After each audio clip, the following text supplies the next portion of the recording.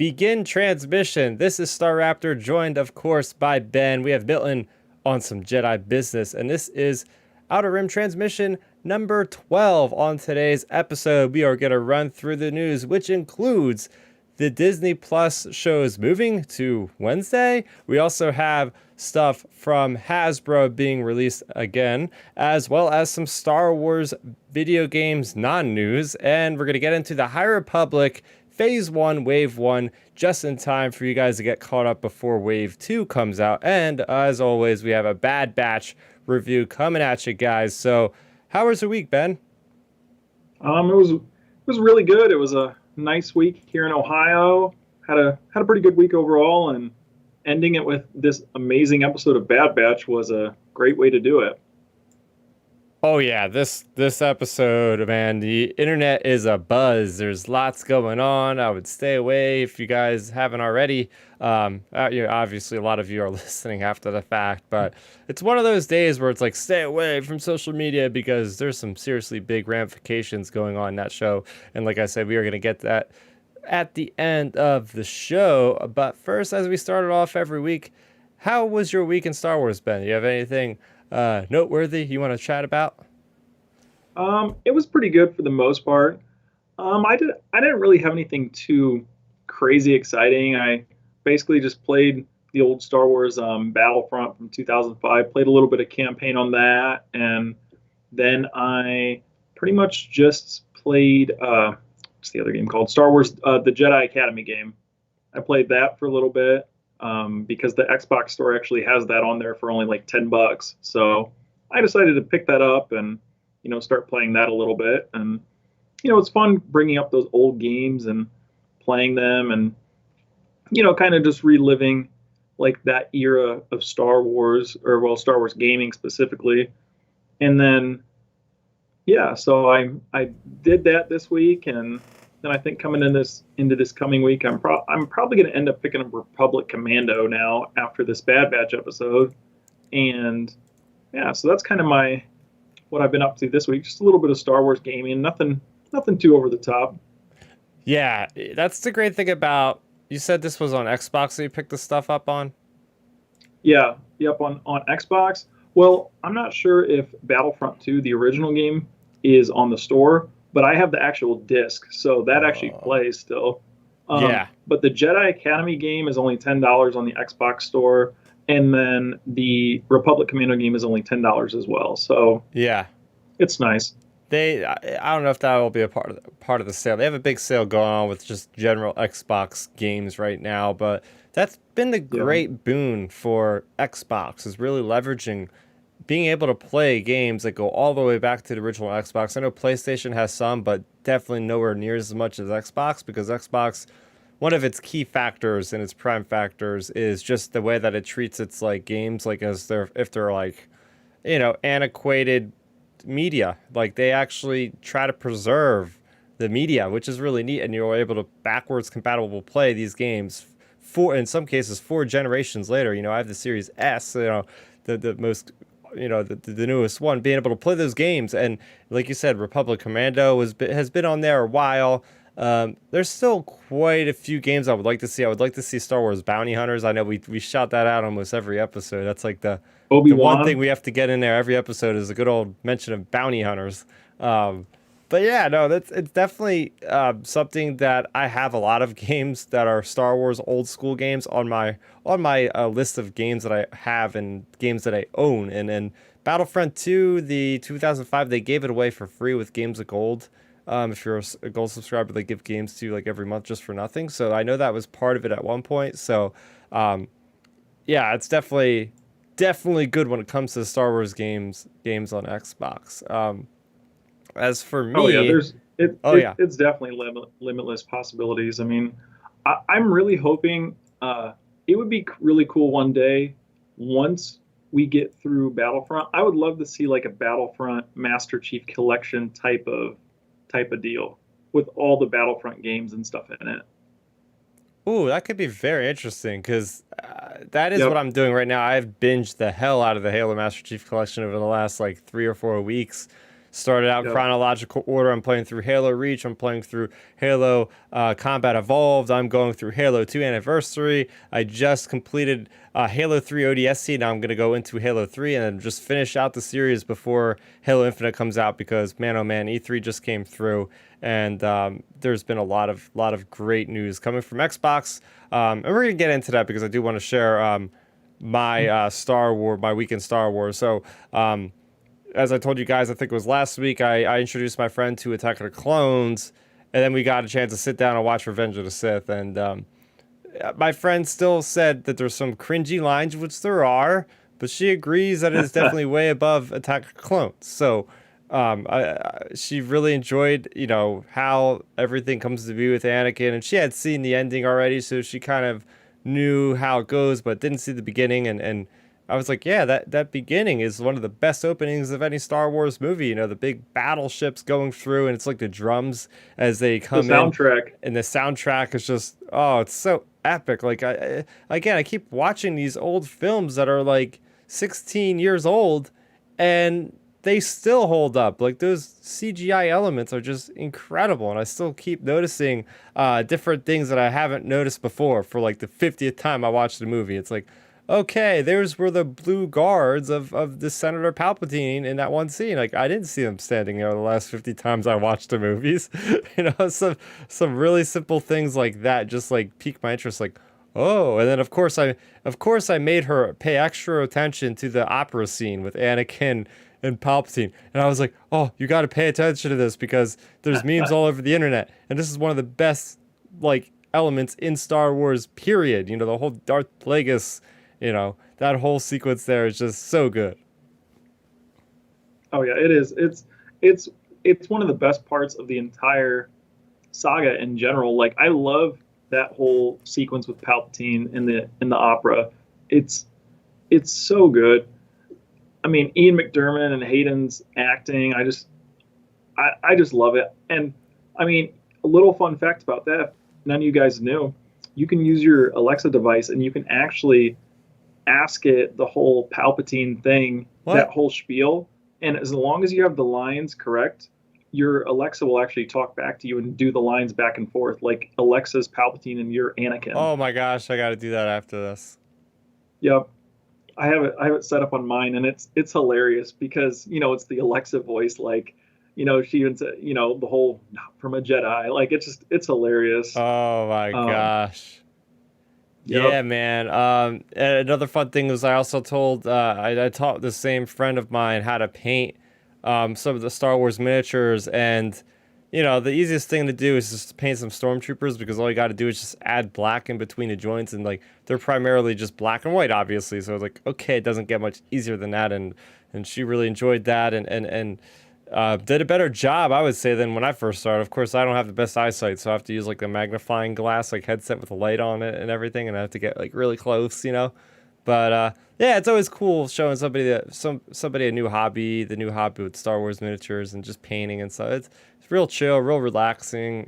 So had a good time doing Well, that. now the next question though for you is now what is the next movie you're going to be showing your friend in the order of the movies? Are you going to show Solo and then Rogue One and then continue on with A New Hope Nope. in them, or are you cutting right to the? Or are you cutting to Rogue One and then going back to Solo later?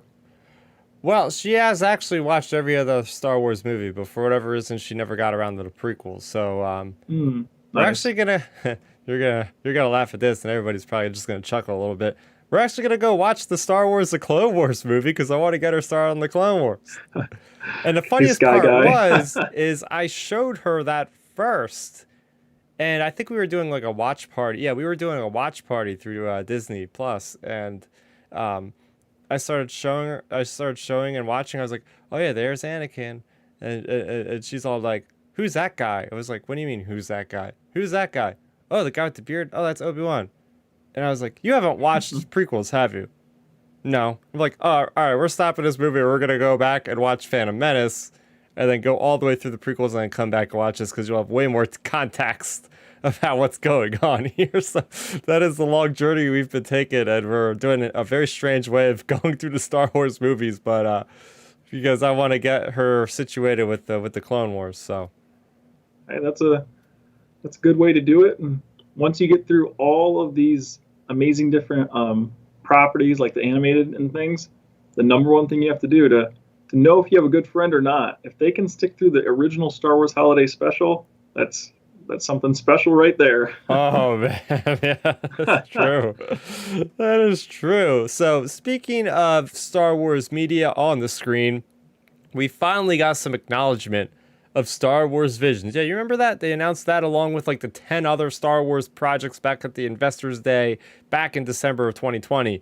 And well, we have some concrete news coming from the official StarWars.com. We are getting the Visions first reveal during the, what is it, the Anime Expo Light? Yeah, it's Anime Expo Light. And that is on July 3rd, and you're going to be able to, you have to actually register, which costs like a $5 donation. So I did that, and then we'll be able to watch, the 30-minute panel. This panel has a lot of people that you've probably realized from the Star Wars animation team. You got people like Josh Rhimes. You got people, like let's see.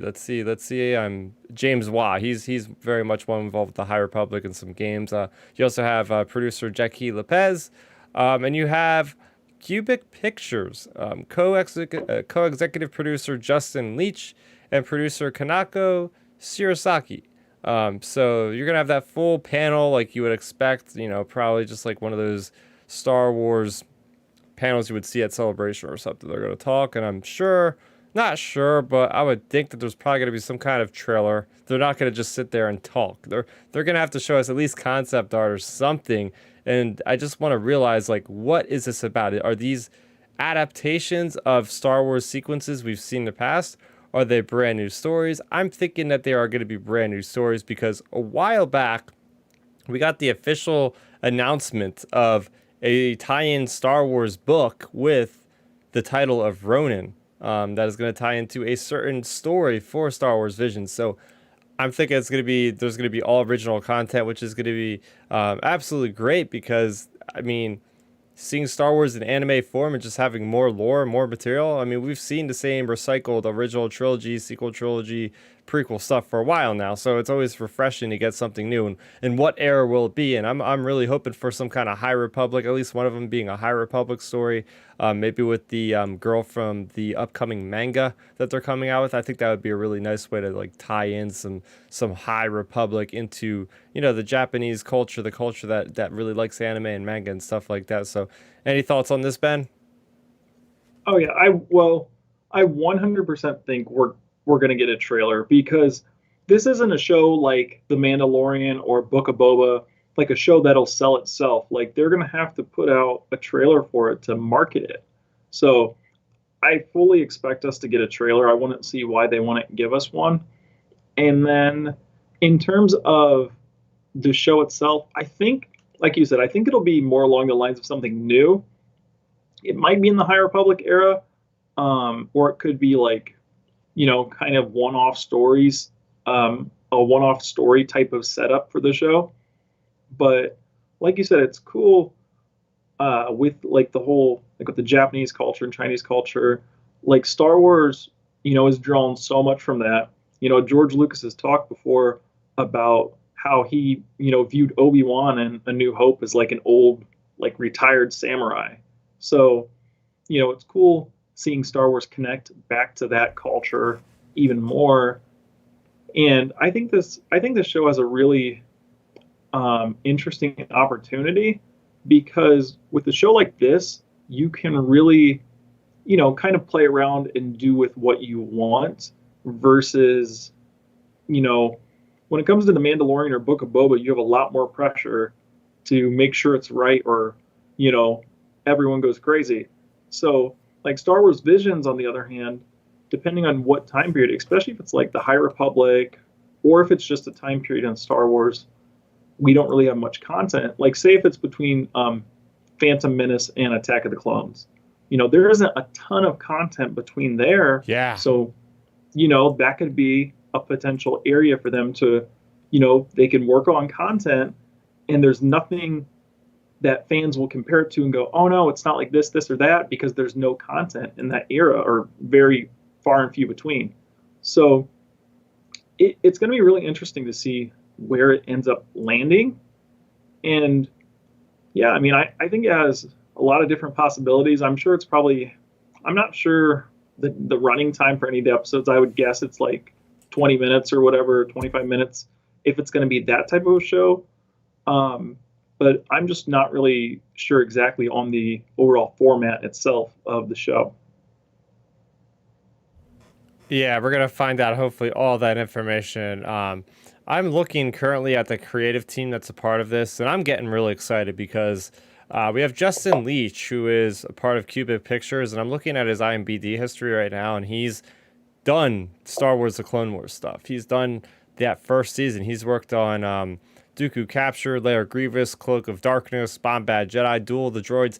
He's done like 11 episodes of the Clone Wars, and his main project that he made was recently on Netflix back, I guess, a month or two ago. He created this Netflix film called Eden, and I watched the trailer, and it very much evokes like a Star Wars Resistance kind of animation style. So I'm very interested in that. And the same person, Kanaka Shirasaki, also worked on the same film Eden. So and of course you have James Waugh and Josh Rhimes, and Josh Rhimes has been actively working on Bad Batch as well as countless other Star Wars properties. This guy's been ingrained with Star Wars for a while, including Star Wars Resistance. So and even the Star Wars The Holiday Special, I think he was one of the lead people that was in charge of the Lego Star Wars Holiday Special, which came out. I really enjoyed that, and so I think this is going to be.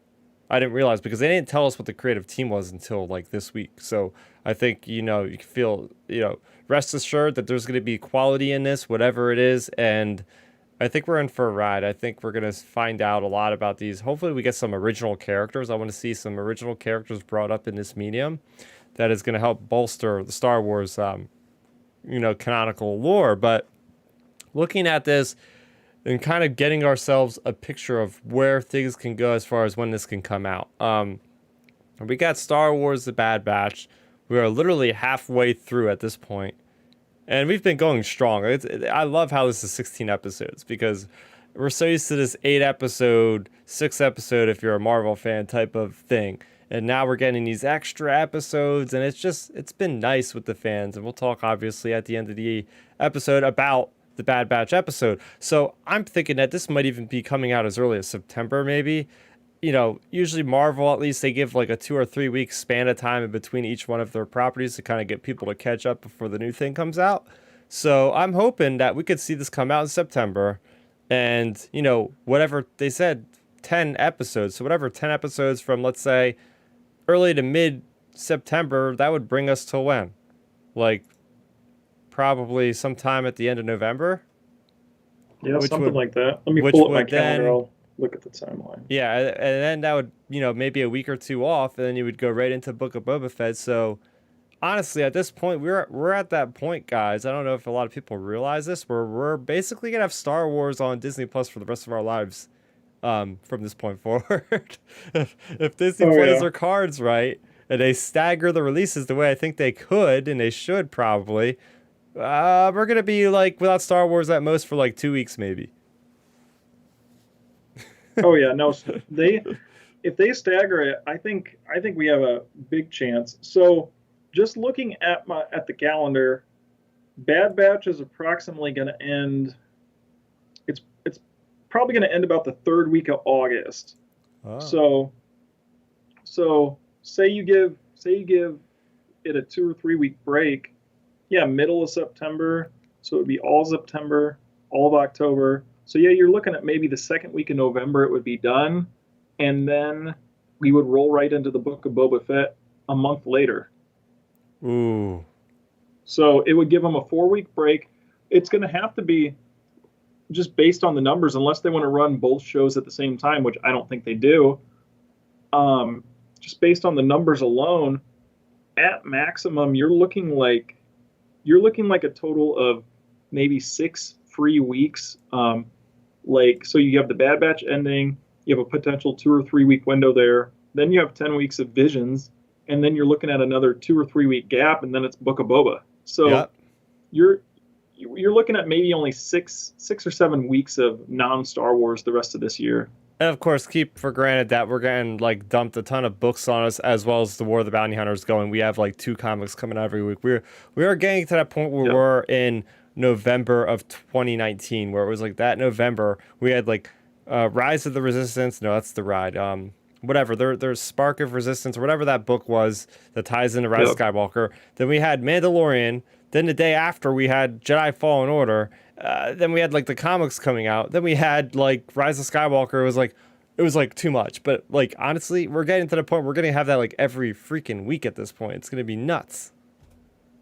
It's gonna be Oh yeah, it's nuts. it's And phenomenal though. I mean, especially it gives us plenty to talk about there. It's just endless topics, honestly, at this point, because we're going to keep getting more stories. mhm. We'll keep getting more info. Also, we didn't even mention leading up in that time frame. In that time frame, at some point during whenever Visions comes out, the Book of Boba trailer will come out. In that time span. So we'll have that trailer as well. Which, if I had to guess, I would say the earliest we see it is October. Yeah, it seems like they usually want to keep their trailers for like maybe a month out from when it actually comes out. Yep. So, yeah, probably late October. They'll probably, you know what they'll do? They'll probably put on like a Monday night football game. They tend to do that a Yep. lot. So, yeah, and it's always like the second or third. I know this now because we're just so programmed. At least for the movies, it's always like the second or third October Monday Night Football is when Monday we'll get night like the game. big Yep. trailer, you know. But there's going to be a lot of movement that we're hearing from Hollywood Reporter. They are reporting that Disney Plus has been very successful in their launch of Loki, the Marvel series, on a Wednesday, and it's been airing on Wednesdays ever since. And they've reported that there's been a lot more viewers watching that series, and now they're deciding that they want to push everything to be released on Wednesday. That is their original series, which could include Star Wars, of course. So yeah, I mean, going forward, whenever they announce Visions, don't be surprised if they say it will be launching on Wednesday and airing every Wednesday. Now, my initial thoughts are, darn, this really sucks. Just from a content creation perspective, we've really had a great time here breaking down the Bad Batch episodes the day they come out. Like, we're working off the hype. We're super excited, and now we'll have to wait like 2 days and drum up the hype to talk about it. Not that we really need to, because in case point of this episode, it's just going to be hype for the rest of the week, basically thinking about it.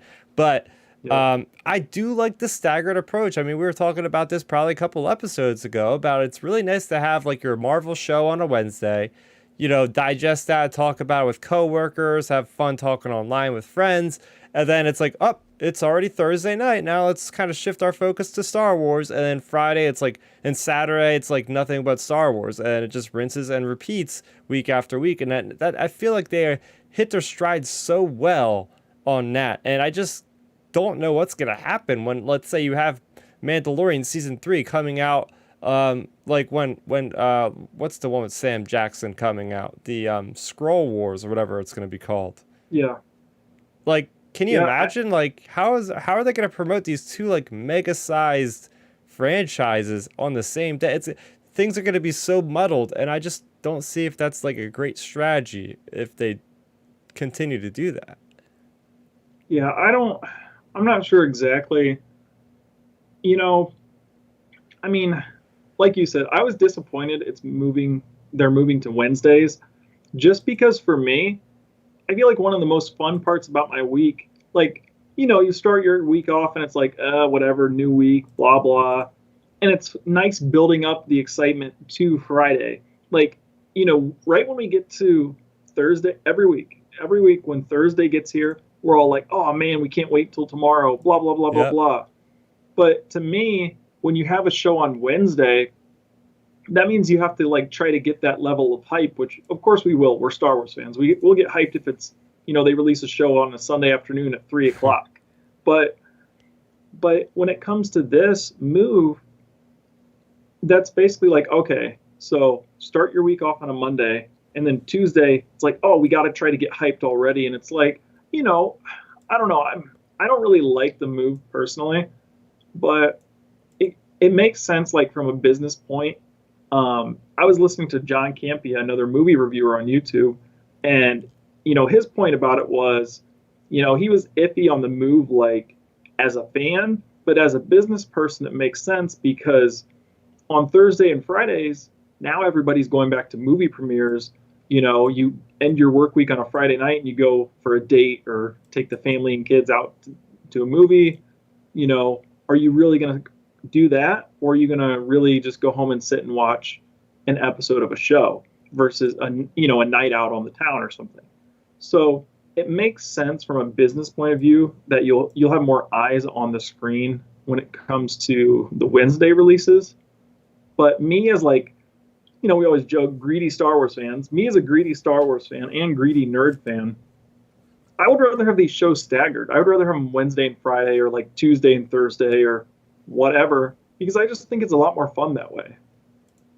Yeah, it's even if they maybe I totally understand. I was gonna bring that up as well. Like it's all, but not only Yeah. are movies coming out on Thursday, Friday. That's one of their main competition.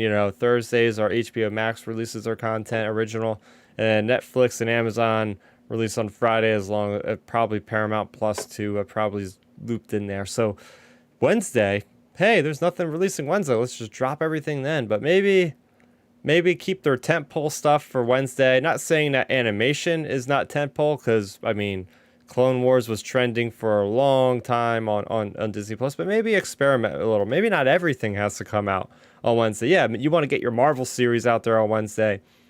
I don't know what they would do about Star Wars because that's arguably just as big. So, but maybe if they can get the animated stuff out there, have your Bad Batch season 2 continue to come out on Fridays. Have your Monsters Inc. show. I don't know why that's moving to Wednesday. That's kind of, I don't know why they can't just keep that on Fridays. I don't think that's gonna have a huge draw, and it's just because it's like it's another thing. It's like, yeah, it's streaming, so it's not live TV. You don't have to watch everything in one night, but still, as a fan myself, if I have it available, I'm gonna try to watch everything in one night, and then like it's gonna be overwhelming. Try to keep track of everything, and I don't know. Oh, well, that's pretty much how I am with different shows right now, just personally. Even though, they're all streaming, whether they're like on the like the DVR on Sling or things like that, or just on Hulu or Disney or whatever, I literally have a list of shows on my phone because there are just so many to keep up with. Like, okay, I got to make sure I watch this week, this week, Superman and Lois on Tuesdays, this.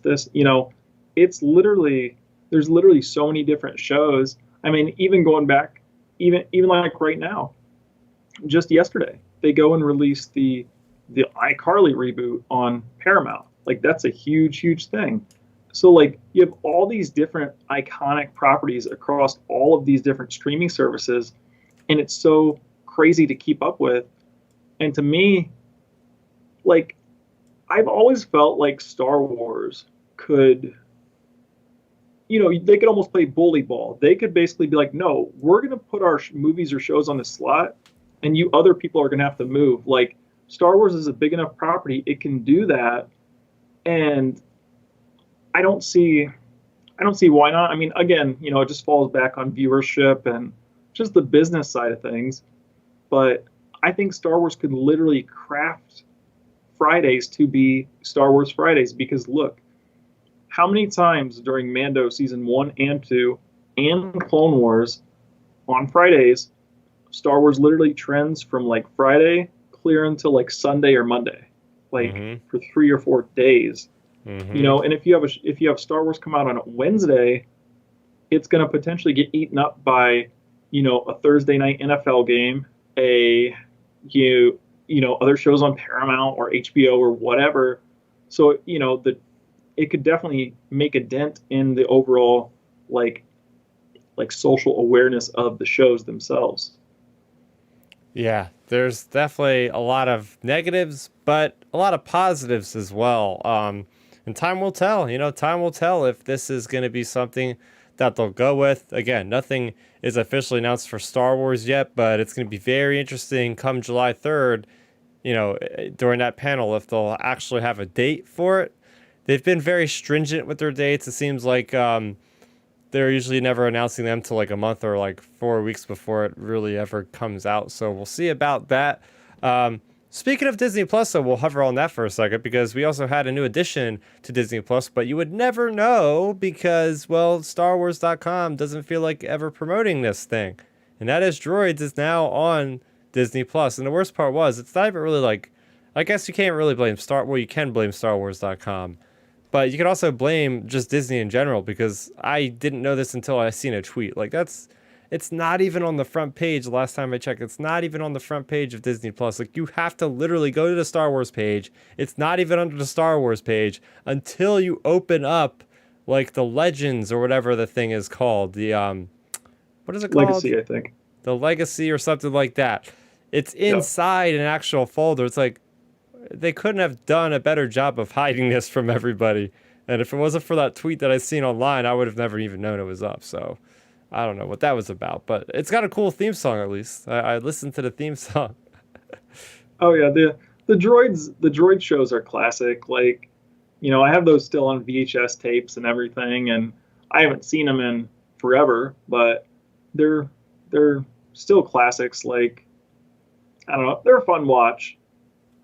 Yeah, I have them on VHS and watched them as a kid, obviously, but this is I gotta still sit down and watch Ewoks on there. I gotta watch Caravan of Courage. There's a lot of work I have to do as far as sitting down watching some of that legacy content. Oh yeah, like I said, we're gonna have to have a commentary, the holiday special when it comes November. Oh my gosh. That because, is hey, something look, that I'm not looking forward to. we just laid it out for everybody. Visions will probably end around the first week in November or so we'll have a blank slate for a few weeks, and it'll be Star Wars holiday special time. Oh my gosh, no, no. I have news for no news, I guess is what you can say about it. The next topic up here is we had the annual E3, and actually last year they didn't have it at all because COVID. The ESA that's in charge of E3, they're the ones that kind of round up all the big publishers like Microsoft and Capcom and Bandai Namco and Nintendo and all those guys. They just didn't do anything. So it was like up to all the publishers that have their kind of own events that were scattered literally through the entire summer, which was kind of annoying because then it was like, all right, when's Microsoft? Oh, when's EA? So they had an official thing, and granted, EA wasn't there. So what I might be saying in the next couple minutes might not even be worth even looking into too much. But I still think it's very weird that out of all the games that were announced, between Nintendo's presence there, between Microsoft's presence there, between Warner Brothers having one of their games back for Blood to show, there was absolutely nothing on Lego Star Wars The Skywalker Saga, and there was nothing on Star Wars Hunters, which was announced earlier in the year with Nintendo Direct. So are we in trouble here? Because usually this is like the point where they're going to show off a Star Wars game. Like, they had no problem. Disney had no problem with showing Marvel games. In fact, they have a really awesome looking Guardians of the Galaxy third-person action shooter with Star-Lord. Like, just looks fantastic. And, they showed off more with the Black Panther from Avengers. So it's not like if Disney was holding back on their franchise. Heck, what I'm most excited about is there's a crossover between Sea of Thieves and Pirates of the Caribbean, where your characters actually get to sail around with freaking Jack Sparrow, right? So like Disney's making big moves over there with the video game industry, but there was no Star Wars in sight. In fact, I got teased so hard I practically had blue balls because during Ubisoft's conference, or whatever you want to call it, but there was like a direct to video thing. They basically had the head of Ubisoft sitting down, talking to the camera, saying, "Oh, we're really excited about this big franchise that we've been in talks with for years, and they're working on this engine that was used for the Division." And in my head, I'm like, "Oh my God, they're about to announce the massively the open world Star Wars game for Massive," because then they say Massive is developing this game, and I like sat in my chair, my heart starts beating, and then they showed the footage, and it was like a green planet like Ajan Kloss from Rise of Skywalker, and I'm like, "Holy crap, they're showing a CG star!" And then next thing you know, I seen the Nari or whatever the heck they're called from Pandora, and I was like, oh no, we were so close, because they're actually the same developer that's working on the open world Star Wars game is working on an open world of Avatar game. I don't even know how they're doing both gigantic franchises at once, but that's happening. So that was like the closest thing we got to a Star Wars reveal, and it was just crickets for Star Wars Lego Skywalker Saga. And I'm very concerned at this point because this game should have been out last October. On the Star Wars show back last year, they literally gave us the date, and then they wiped that video off the face of the planet and re-uploaded it by cutting out that part. But then they had Star Wars Squadrons come out instead. So, I mean, it seems like the game was ready to go last year, obviously. So what the heck could have happened between now and when it could have launched in last October? I'm scratching my head. I don't do game development. Obviously, I have a lot of commentary and a lot of thoughts on the video game industry. I've never worked a day in my life in there, but I just think it's very strange that not even like TT Games, the developer, could have been like, hey guys, we're not going to be at E3 this year, but like we're still working hard on the game. Like it's literally nothing. Yeah, I have no clue when it comes to that. I feel like, look, when they release Squadrons, it's kind of like, hey, look over here because, it's the whole magician thing. Like, look over here, we're going to give you this game to look at for now just to distract you from the fact that, we just wiped out our announcement for Star Wars, the Skywalker saga. Like, I don't know. I think it's getting so wishy-washy. It makes me really nervous. Like, what is going on? Because for one, Halo, in a different franchise, Halo, they finally have gotten their junk together, basically, and they got things figured out. So we're all full steam ahead on Halo. And Halo, in my opinion, as you said, neither of us have worked in the game development of anything. But Halo, visually anyways, and mechanically, looks a lot more intensive on a gaming system than Star Wars Lego would be. So it makes me wonder, like, what is going on with Star Wars Lego? Like, I mean, I just have no idea. Unless they're trying to, like, shoehorn in, the Book of Boba Fett, like, trying to, like, last minute shoehorn in some of these projects into Lego form. Maybe that. But other than that, I can't think of why this would be taking so long. I mean, and I'm not sure if you saw the little tease. Even Star Wars put out a little video on their Instagram months and months ago. It was a little video from the game itself, and it was C-3PO riding a bantha around Tatooine. Really? It was, and their advertisement on their video, it was like, explore 43 worlds, 300 plus characters, blah blah blah. And It was a video of C-3PO. It was a video of C-3PO riding a bantha on Tatooine, and it was talking about how it was going to be kind of a little bit open world for Lego, anyways. What? So, yeah, I'll have to send you that little clip after the show. But they had that little clip, and then it's been just crickets. Yeah, and that was back in. I would say that was probably back in February. Okay. Yeah, because the most curious part about this is they announced it back in 2019 on the Xbox stage. So I was looking forward to the Xbox and Bethesda game showcase, which would, it seems like Xbox owns the marketing rights to market the game. So you'd think it would be showing up there, and it was nothing. But I know people that have actually seen it 2 years ago in a playable fashion at E3. Like, they got to go behind closed doors where they show games to like the media and the press, and my friends got to actually see people like demonstrating how the game was more open world and like different planets. They were playing actively on the game when they were describing these things. At least it looked like that way, the way they explained it to me. So it's just, I don't know, it's like troubled waters. I mean, this might all be false hope. Maybe, a lot of the game industry, like for instance, PlayStation wasn't at E3 at all. Usually they even have something going on like adjacent to the different things, but it's still in the same week or two. That wasn't there. We have EA Play that moved literally a month out from E3. That's not happening until I think July, the end of July. So I would at least expect some kind of Fallen Order announcement of a sequel, not even a trailer, just saying, we're making a Jedi Fallen Order 2, and you're going to continue Cal's journey. Or we're going to make a Jedi game that's going to be set in High Republic. Maybe they'll just use, like, the Jedi as like a way to just jump all over like different time eras or something like that, make it Well, like an anthology. well, have you so you said EA wasn't at E3 at all, correct? No, it wasn't. Well, see, that's so odd. I'm not sure if they have like their own thing or something, They do. because even oh, okay. So, well, it's so weird because, I'm a big sports fan, and Madden NFL 22 that just got open for pre-order a couple days ago, and now it's like, why would have you not had that there? Like that's Yeah. that's their flagship sports game, And and here's why would you not want to have it at E3? Like it doesn't make sense to me. it doesn't make sense how they would just release at Madden NFL 2022 like the week after E3. Like, why wouldn't you just put it And they at released it E3? on Twitter. Yeah, it was stupid. And then the whole thing with what is yeah EA Play and all that kind of thing.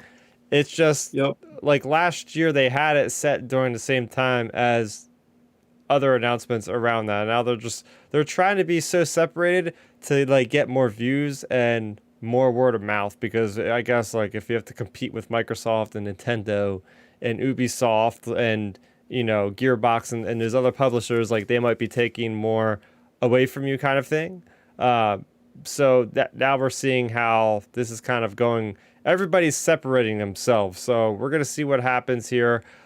Maybe they'll have like some special Star Wars Lego Skywalker Saga special presentation. Maybe they'll be like, hey, tune in this and day for like a 30-minute development update on the game.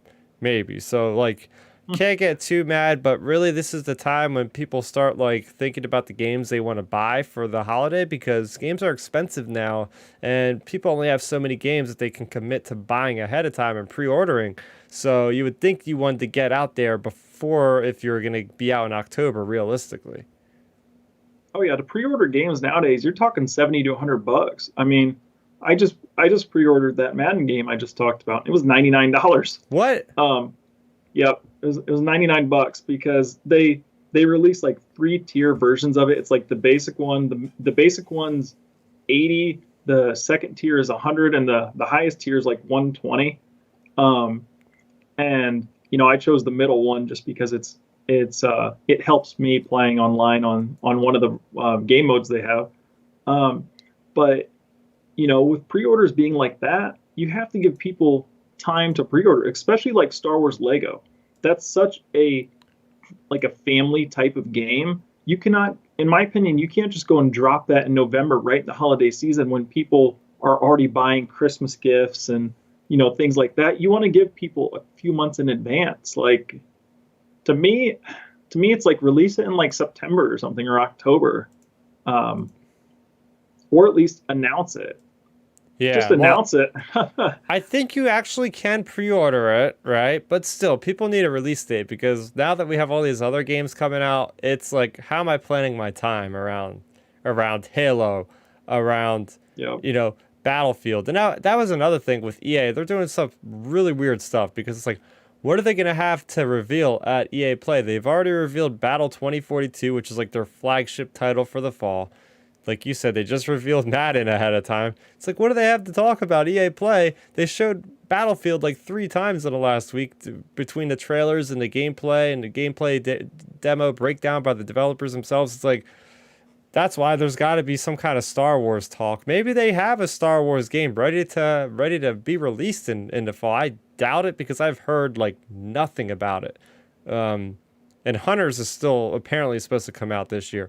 It's a mobile game, so I don't really have a lot of like, anticipation for it, because those things don't usually last in my. I don't really like to play those for very long. After a week, I get kind of tired of them.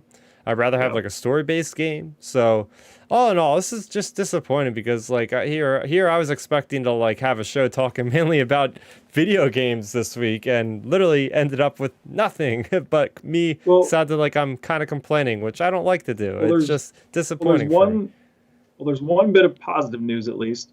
For anybody that owns a Nintendo Switch, Star Wars Republic Commando is now available on the store on there. So it just came out. It just became available today, I believe, and Yeah, so you can play Commando now on the Switch. Wow. It really came out today? Yeah, I was talking. Well, I haven't checked directly because I mean I don't have a Switch, but my good friend, I was on the phone with him and he was talking to me and he was like, "Oh wow, Republic Commando's on the Switch store already," and he went and purchased it. That is so weirdly coincidental with the Bad Batch episode today. It's almost as if Oh, they planned that. I didn't even think about it that way. Yeah, that's It's true. almost as if they plan these sorts of things, which gets me to believe maybe they were working on a Republic Commando game. Somebody out there, or a Bad Batch game. I put out the prediction on my Xbox Microsoft prediction with my buddy JT and Johnny. We were talking about predictions. I was like, somebody better be making a Bad Batch game in the vein of like Gears of War. I was like, get the guys from the Coalition to make a like cover-based tactical squad shooter, and it would be perfect with Bad Batch. We're gonna Oh get yeah, into that very soon it would be. with the episode. There's another thing I want to mention about some action figures. I feel like almost every week we see more action figures get released. And to be honest with you guys, the last action figure I bought was probably around Valentine's Day. I went to the mall, was trying to look for something for the person in my life, and then I ended up buying a freaking Star Wars Zeb Black series because I was like, oh my gosh, it's the last Rebel I need, and I still haven't been to packaging, along with tons of other figures that I've been meaning to open up. With the false promise or false hope that I might do an unboxing video like I used to do from all my figures, but really don't have that much time to do that stuff anymore. But anyway, I digress because what I want to talk about is something that's very nostalgic for me. And Hasbro has been doing these pushes for like these very nostalgic releases for Lucasfilm's 50th anniversary. And this one, sings right at home. This is Star Wars Power of the Force Black Series packaging. And it literally looks just like the figures that I bought as a kid. Like, literally, the Power of the Force, the Vader in the background, like the orangey glow of the light. And they have 3 figures coming out for this line. They got Greedo, they have Classic Han Solo, and Classic Luke Skywalker. So it's like, this is probably going to break my no buying more Black Seekers figures kind of little thing I got going on in my mind. So looks great. Oh yeah, I think those figures look great. I mean, for anybody that hasn't checked them out before, look up all of the different Black Series items there are for Star Wars. Like, it's incredible from the figures to the like different helmets and different items you can buy, the lightsabers, I believe. Like, there's so many different Black Series items, and these figures are just, again, it's amazing seeing like the nostalgia is coming back. I I just love I loved that time period in Star Wars. I feel like, you and me, like growing up in the 90s and early 2000s, that time period was like the time period for Star Wars, like toys and Hmm. things in that manner. And I'm just really excited that Lucasfilm is embracing that because I don't know about you. I mean, of course, we're older now, but it just feels like Star Wars toys haven't been as exciting over the past just several years, in my opinion. Yeah, and part of the reason is I don't know what's going on with the distribution because I walk into my local Walmart, Targets, and the shelves are just empty every time. Yep. It's like I don't know if it's just a New Jersey, Central New Jersey thing or what, but it's just I don't want to collect anymore. Part of the reason is because I just can't get my hands on the figures. It just sucks. Yeah, and I feel like, I mean, of course, fans can always go and order them online and everything, but I feel like it is a really fun thing. It's a fun experience to go and actually pick up the item at the store. Like, to me, that's part of like the experience of like collecting different items. Like, sure, nowadays, I mean, you can ship literally groceries to your front door, but like with collecting collectibles like this, it just, it's part of the experience. Like you said before, just like going to Celebration or Comic Con or whatever.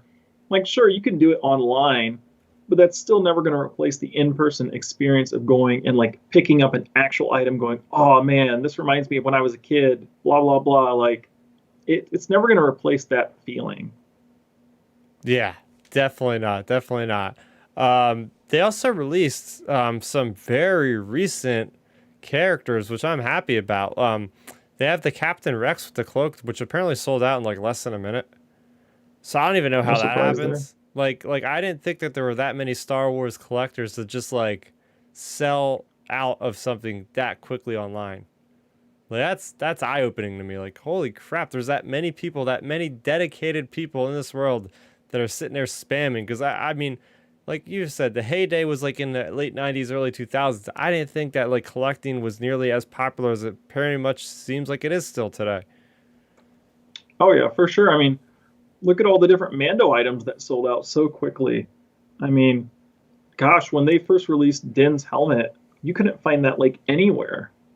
And it's crazy how quickly the items sell out, but I honestly think a big part of this is I really feel like of course the sequel trilogy is great and all and everything, but I really feel like The Mandalorian has really brought back a lot of people's just general love and nostalgia for Star Wars, and and I think that's playing a big role into it. You of course you have all the Grogu sales and everything, and then the Grogu sales bleed over into like, you have someone maybe, uh, say a couple in their 30s, and they have a few kids. When they're buying their kids Grogu items, they get a suggested thing on the side of their page. Oh, look at this Black Series Han figure, and then they'll be like, ooh, let me check that out. Oh, that reminds me when I was a kid. Let me buy that.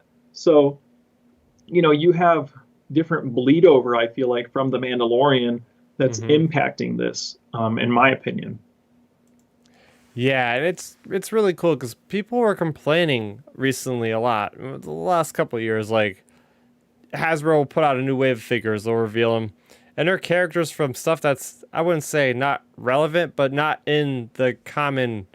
Like it's not Mandalorian figures that are releasing the week of like a Mandalorian episode, but somehow they got this Rex action figure, which really surprised me.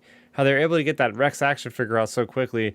Now, granted, yes, probably all they had to do was give the pre-existing Rex like a cloak, and that was basically it.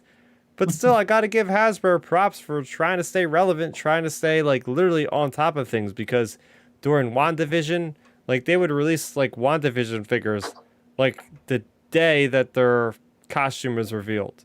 And I guess some of that Oh could be yeah. Lucasfilm. Some of that could be Lucasfilm saying like, we can't show you these until like the episode drops. So then you need to take another couple months just to get it right, to show people. So Oh yeah. I mean, look, I was just reaching over. I actually have a Black Series figure right here oh my in gosh, it's my. Moloch. I was gonna say I don't remember the name of the character, but it was from Solo. Um, but again, it's kind of like an irrelevant. Not, I Yeah. mean, not irrelevant, but it's not. It's not a main character. But of all things, I got that Black Series figure. My grandma found it at like a garage sale. Someone had it in the new, it was new in box, like they had never even opened it, Well, you and they know were why selling it. they probably bought a crap ton of those because I remember Target was trying to get rid of those things for like $5 at one point. I think they Yeah, were the my grandma deluxe got that for me for figure. $1.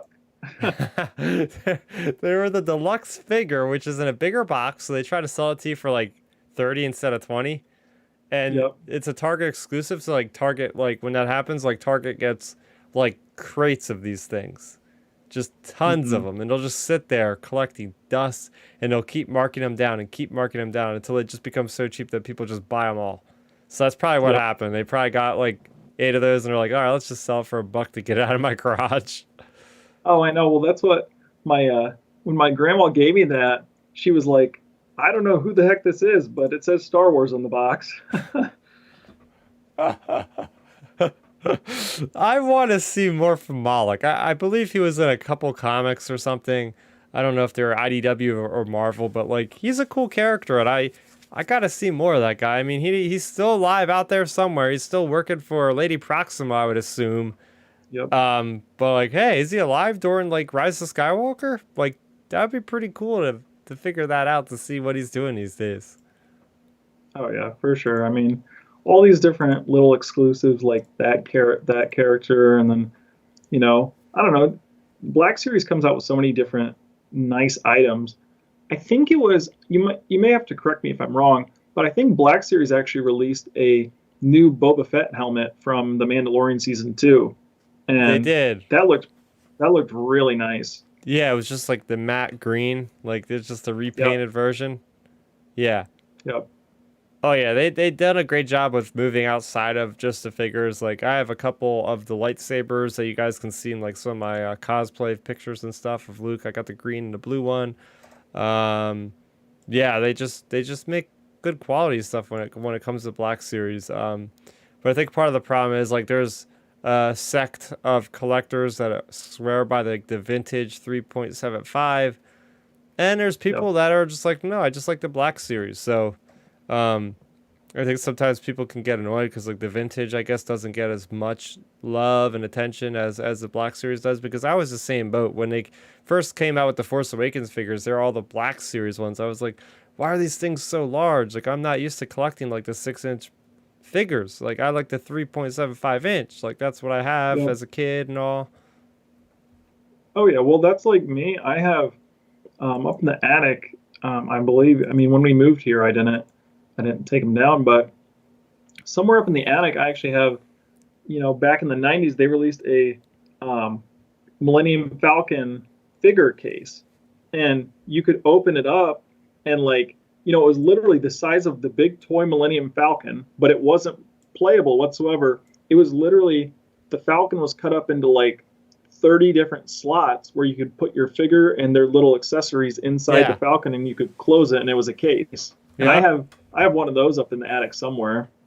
Oh yeah, that was the infamous Millennium Falcon carrying case or whatever. I never had one of those. Yep, yep. I had one of those, and then I had to get the real, actual toy Millennium Falcon back then because I was like, man, this isn't the Falcon. Like, Yeah. Yeah, yeah, yeah. but Oh man, yeah, good good stuff times. there. Good stuff there. So we have a rumor, a report. Again, as I always say, let's just take this with a grain of salt. But we are going to move into our portion of the night where we're going to talk about the Bad Batch. So I'm going to just kind of create that blanket statement for your official spoiler alert. If you guys do not want to know anything about the Bad Batch or anything that could happen later on in the Bad Batch, we're going to be doing some speculating before we get into what the actual episode that came out today, Reunion, was all about. So, with that being said, surprisingly, shockingly enough, the episode titles for the June episode, or the July episode, sorry, are released.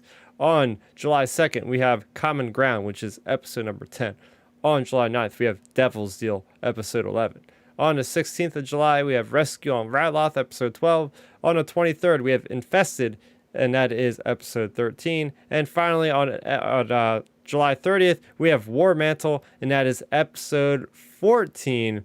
So that leaves us with basically just like one more episode, episode 9, coming out next week. That is the one we do not know the episode title for. But if you could pick out any kind of names or any kind of titles, which stick out to you, Ben, on this list? Definitely the one Devil's Deal.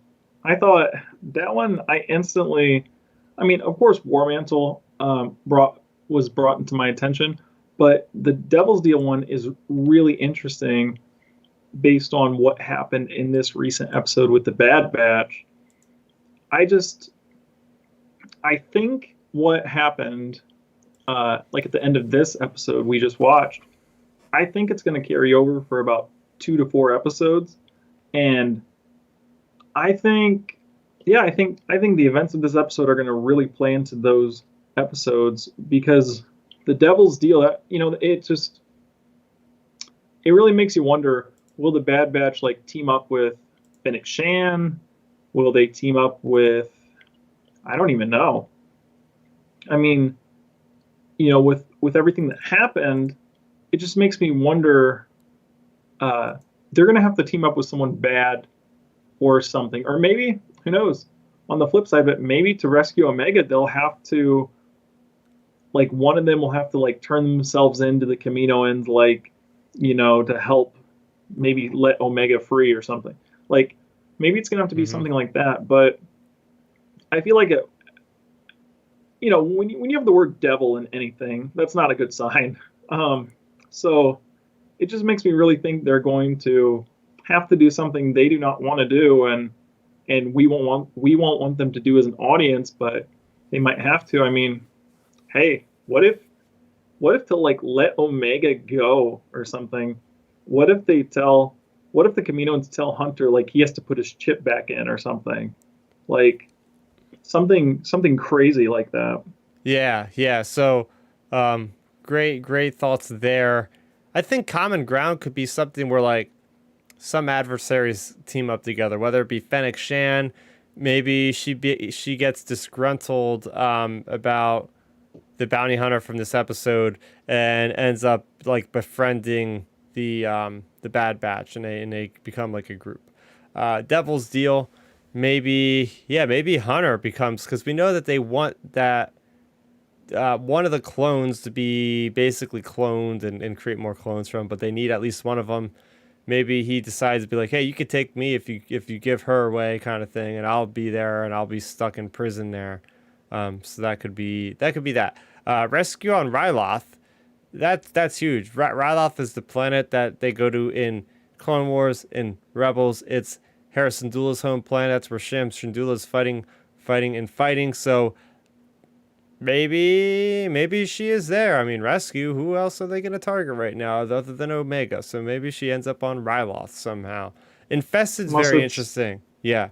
Well, I was going to say maybe with Rescue on Ryloth, maybe if they go along the lines of the whole thing with Hunter, maybe they move Hunter there for some reason, or I don't know.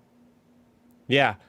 Infested brings back memories to the Clone Wars with like the Geonosian zombies and all that kind of thing. So yeah, that could be fun. And War Mantle, I think that could either be one of two things. It could be a Death Trooper program, or it could be the Dark Trooper program, because we know in Dark Troopers are on like phase 3.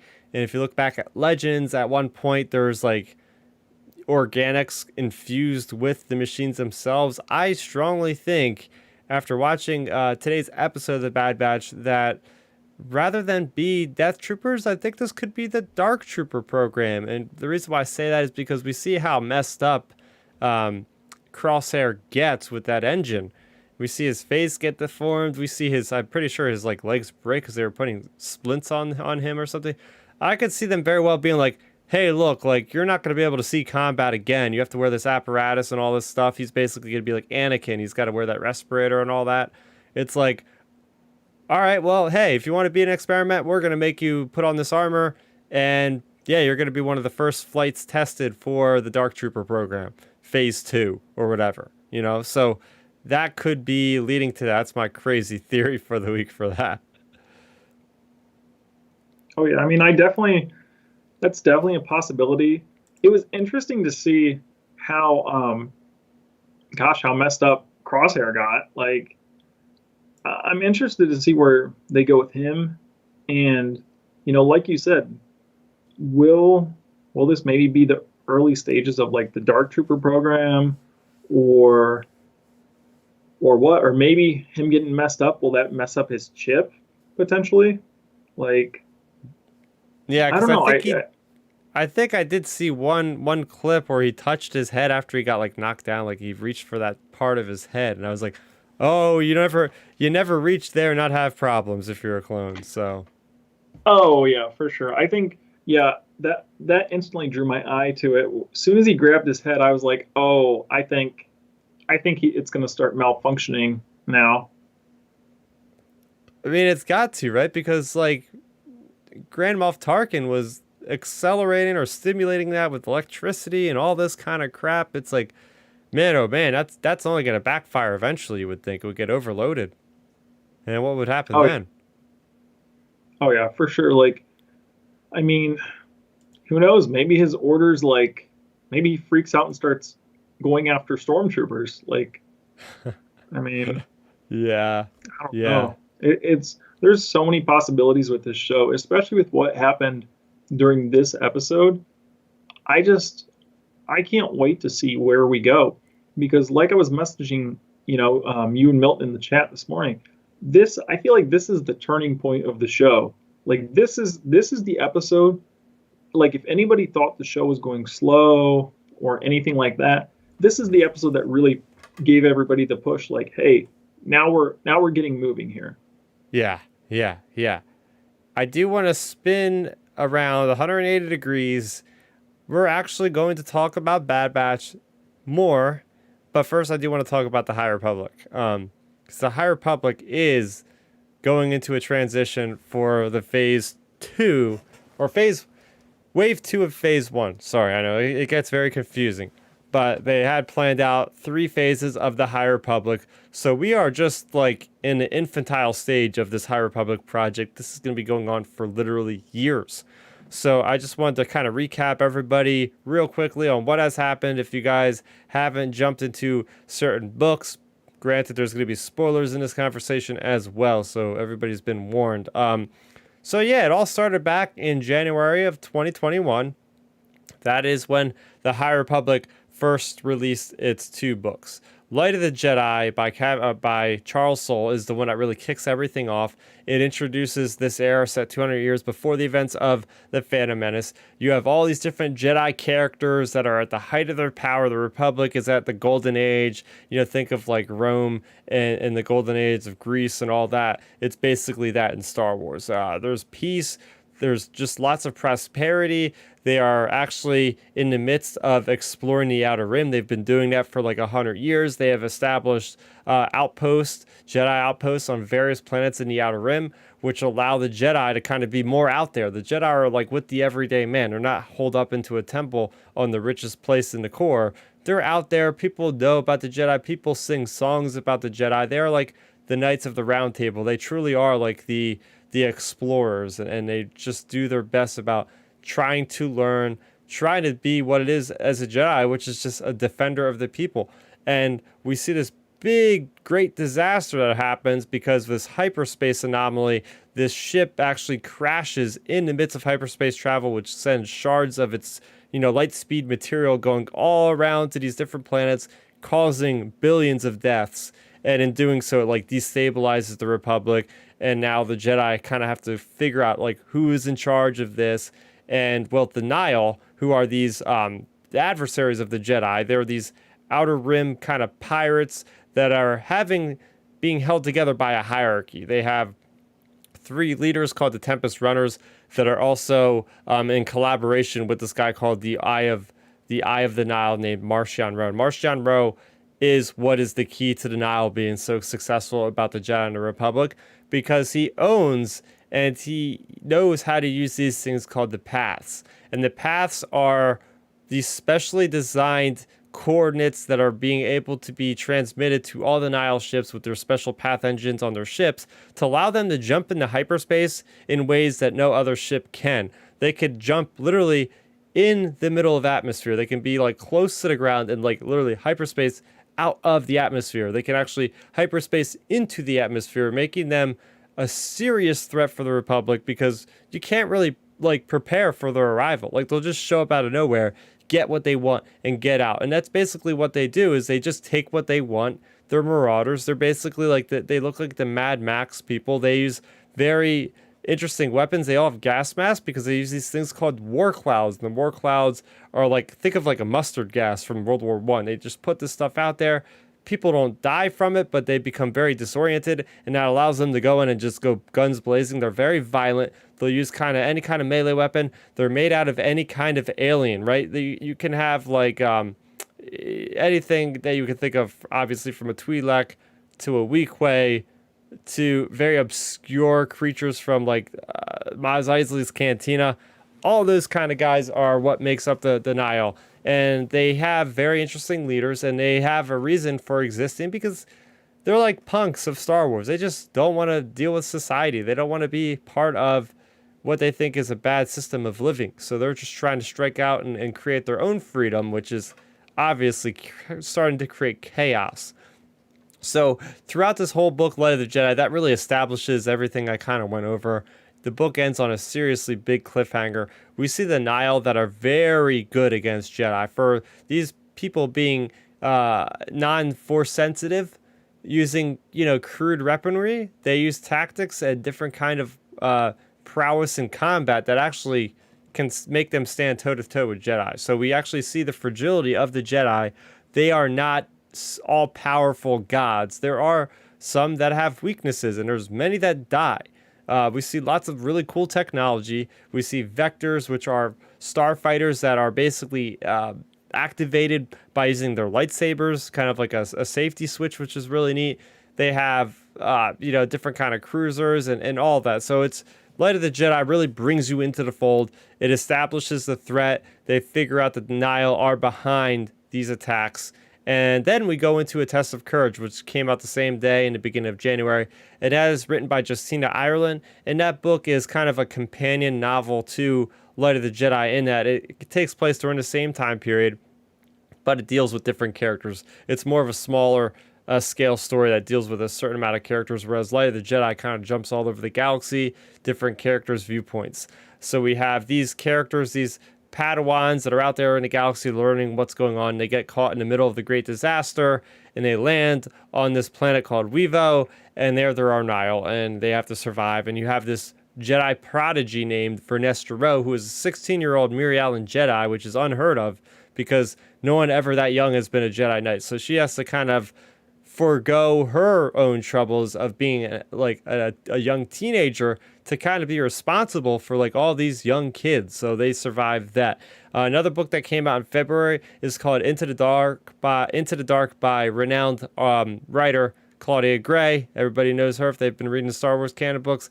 She also made a book that kind of all these books are really set in wave one, right around the time of the Great Disaster. So you have these people, they're going around, they're in the middle to go from where they are in Coruscant to the Starlight Beacon, which is, by the way, the Starlight Beacon is like this huge endeavor from Chancellor Lina Soh to create like this big hub in the Outer Rim to kind of have a Jedi temple there, to have a boosting signal for the transmissions, because 200 years ago, things weren't as easy as for communication. So they have that almost as like a communication hub as well.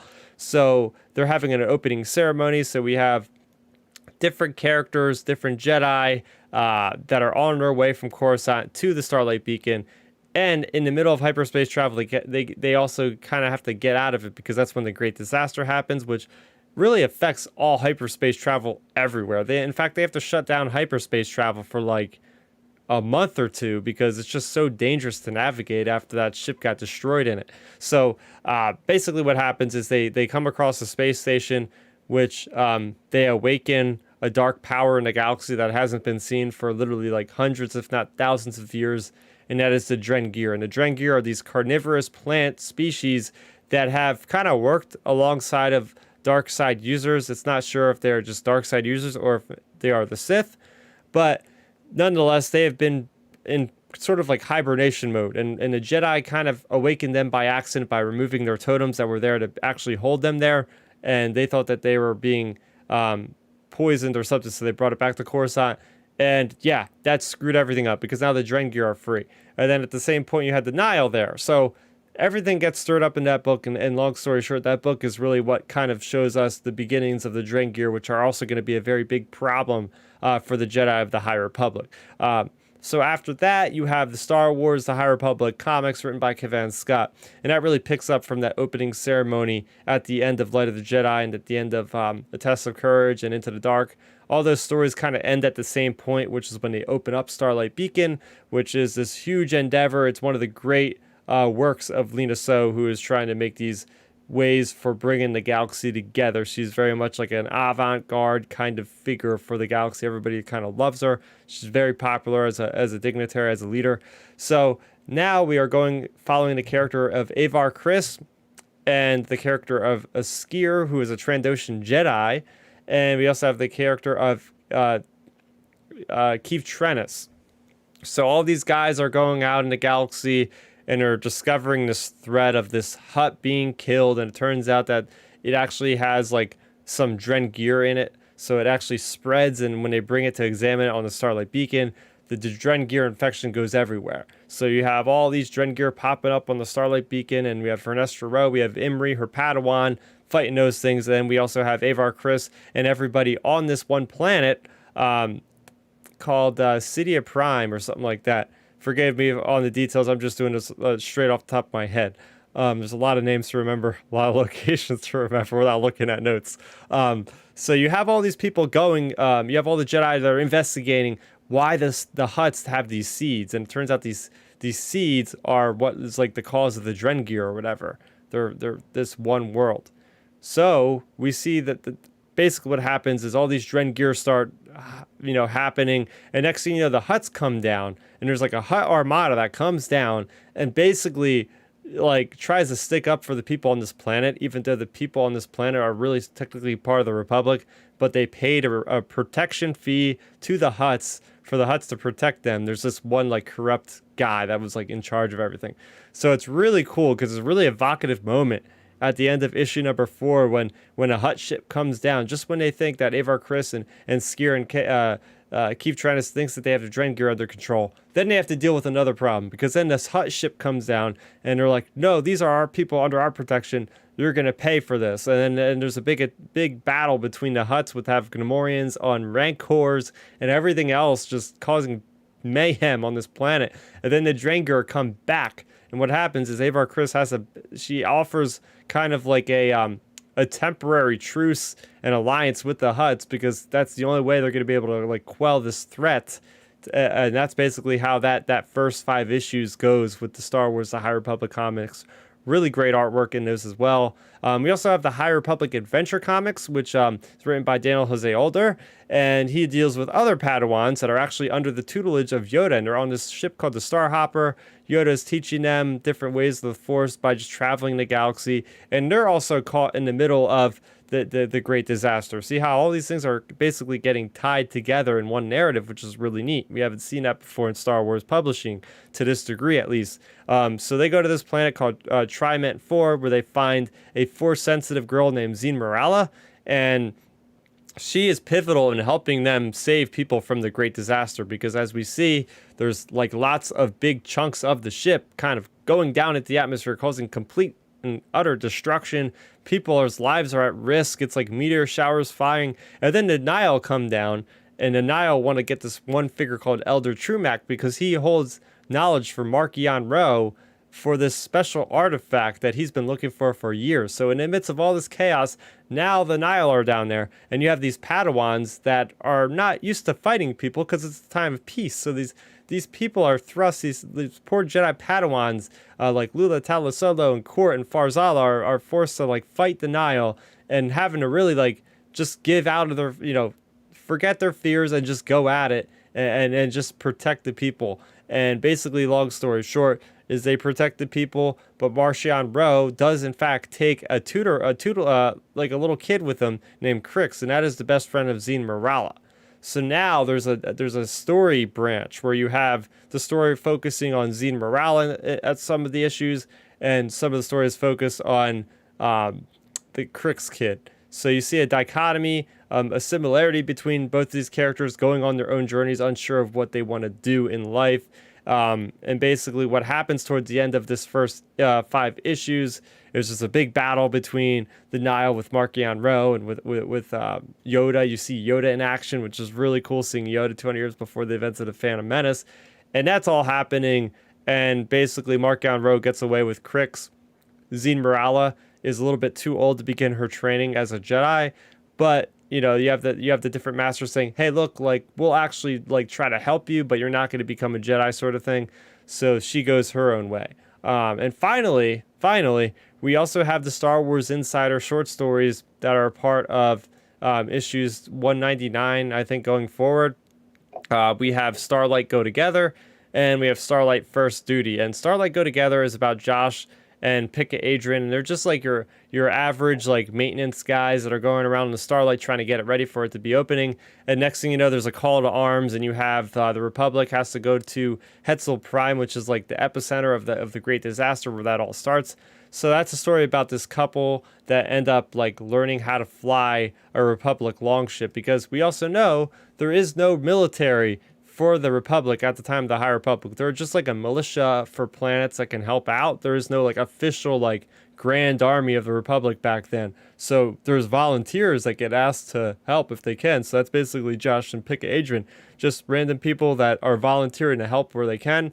So we see them, and we see what their aftermath after Hetzel Prime. And we also have Starlight First Duty, which is about a character who's basically starting a job on Starlight after the events of the Great Disaster, and she is basically an administrator. So she's like in over her head because she's seeing like how you have all these different species that are having to deal with each other that don't like each other because like a lot of the people are hospitalized on the Starlight from like all the chaos with the Great Disaster.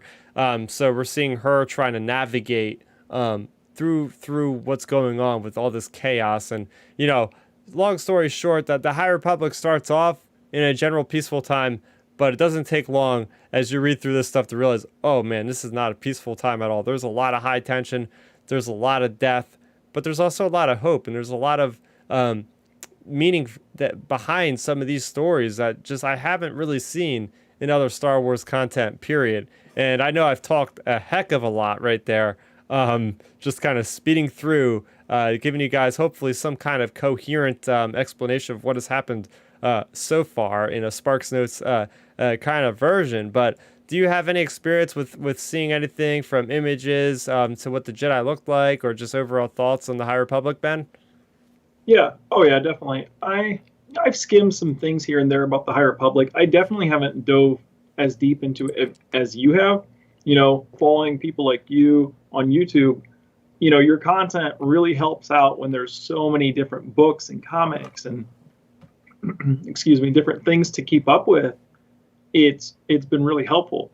But my big takeaway, honestly, from the High Republic, it's such a different time period than what we know out of like any of the Star Wars content we really had up to this point. And I say that just because of the whole fact that you hit on in the beginning. You know, you have a time where like the Outer Rim and places like that aren't really populated, and having that in mind as you go into the prequels and forward and moving forward, like that's so unique, because I feel like all of us as Star Wars fans, or like even just general audience members, I think we view before the High Republic, I think we viewed Star Wars as like, you know, this vast landscape of high technology, and they've probably been that way for thousands and thousands and thousands of years. But then it turns out to be, it's like, oh no, actually, you know, only a few hundred years ago, they weren't really populated as much. So that's one of the biggest things I took away from it. And then, of course, all of the different like early beginnings for the Jedi, like, you know, of course, the stuff with Yoda, that's great.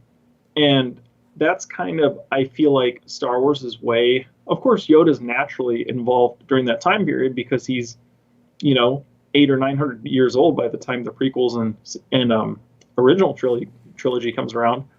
But, you know, Yoda's like kind of the gateway for general fans to be like, oh, Yoda's in this time period? Boom, there you go.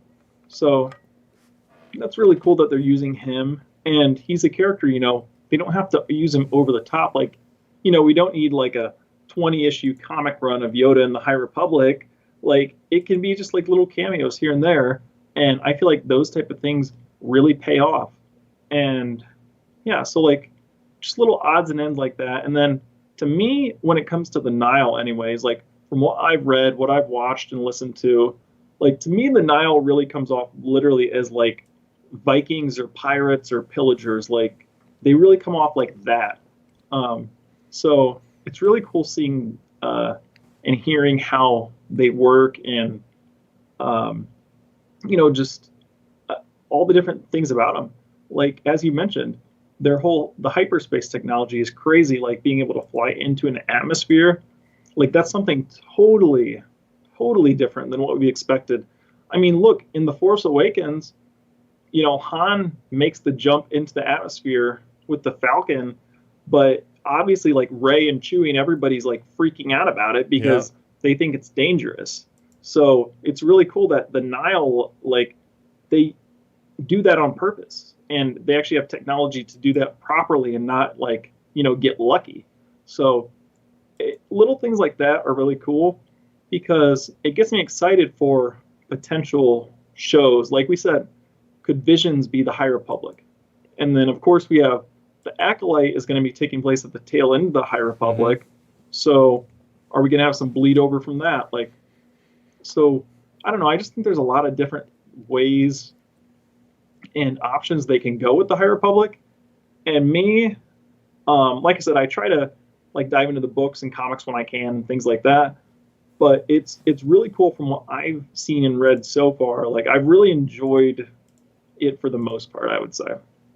Yeah, it's just for me, the writing is so good. And it's nice to see that kind of collaboration with all the authors at Lucasfilm, like meeting up at the Skywalker Ranch a couple of times. Just Yep. constantly, every interview I see, like they're always just so, like they're best friends. Like all of them get along so well, and they're able to just kind of come up with these crazy ideas at work. And just some of these characters like Elzar Mann and Bel Zettifar and Loden Greatstorm and Avar Chris and Vernestra, I can just the list goes on, and I already love these characters. Like I've read like a couple books and I'm already sold. Like I like some of these characters more than characters I've seen on screen. It's just that good and that refreshing, and it's just something that I'm so happy exists. I'm so happy it's finally here because we were just playing around in the same, 70 to 80 period of years in Star Wars forever. So to have this kind of 200-year gap beforehand, there were just, I at the end of Light of the Jedi, there's a huge event that happens. I don't even want to spoil it because it's just that good, even though the book's been out for a while. Just read it. And that event carries on into the Rising Storm. Yes, I have read all of the Rising Storm, which comes out at the end of this month, and I've also already started to read in Race to Crash Point Tower. And what I will say is those books intersect so well with one another. Like that amount of integration is unheard of. Like there's books like stories going on, storytelling simultaneously. As these things are going out, it's really awesome how they're able to just connect things that like accurately, that succinctly. So to have that experience where, sure, like you could just go ahead and read the adult novels. You could read Light of the Jedi, then go right to Rising Storm and have a good idea of what is going on. But it's like when you actually set out to like do the complete, takeaway from even the little things like the Insider magazine, short stories, or some of the middle grade books, which I will tell you, the middle grade books, man, if you have, a negative connotation of, oh, it's just like a junior novel, it's just a kid's book, they are actually dealing with things like death and attachment and things that are a lot more mature than I've ever experienced in a normal run of the middle grade Star Wars novel. So that kind of cohesion where if you read everything together, it's going to really give you that full picture and make it even more that rewarding as you're reading through and noticing, hey, I know the reference that they made to Avar Chris like doing something with the Hutts because I read all of the comics that Avar Chris was in. It's really cool things like that where they're not beating you like over the head with them, but if you know that they exist, that it just enriches the experience even more. The technology I always like a lot because they're not even really like using holograms a lot. Like it seems to me like holograms are just like so expensive and it's just unheard of. So it's like very seldomly used. Like they mainly use like things like viewports, like which are basically TV screens. Like that's kind of where the technology is at. They just invented Bacta like a couple years prior or just a couple months prior. So that kind of gives you that timeline feel of like, okay, like you look at the old Republic and that gets so much flack because it's 4,000 years before the events of the Phantom Menace, and they're still using blasters. They still have normal lightsabers. They still have hyperspace. Like, it's really nothing has changed. Literally nothing has changed. At least with the High Republic, they're setting that standard already. Like, hey, look, like, we haven't even explored all of the Outer Rim yet. We don't even really have great communication where we can go from the core to the Outer Rim because nothing's really established, and that's why they built Starlight Beacon to help boost, like, those communication signals across the vastness of space. So with that kind of attention to detail, seeing it from that perspective is really fun. Also, the Force, the way the Force is dealt with, is just incredible.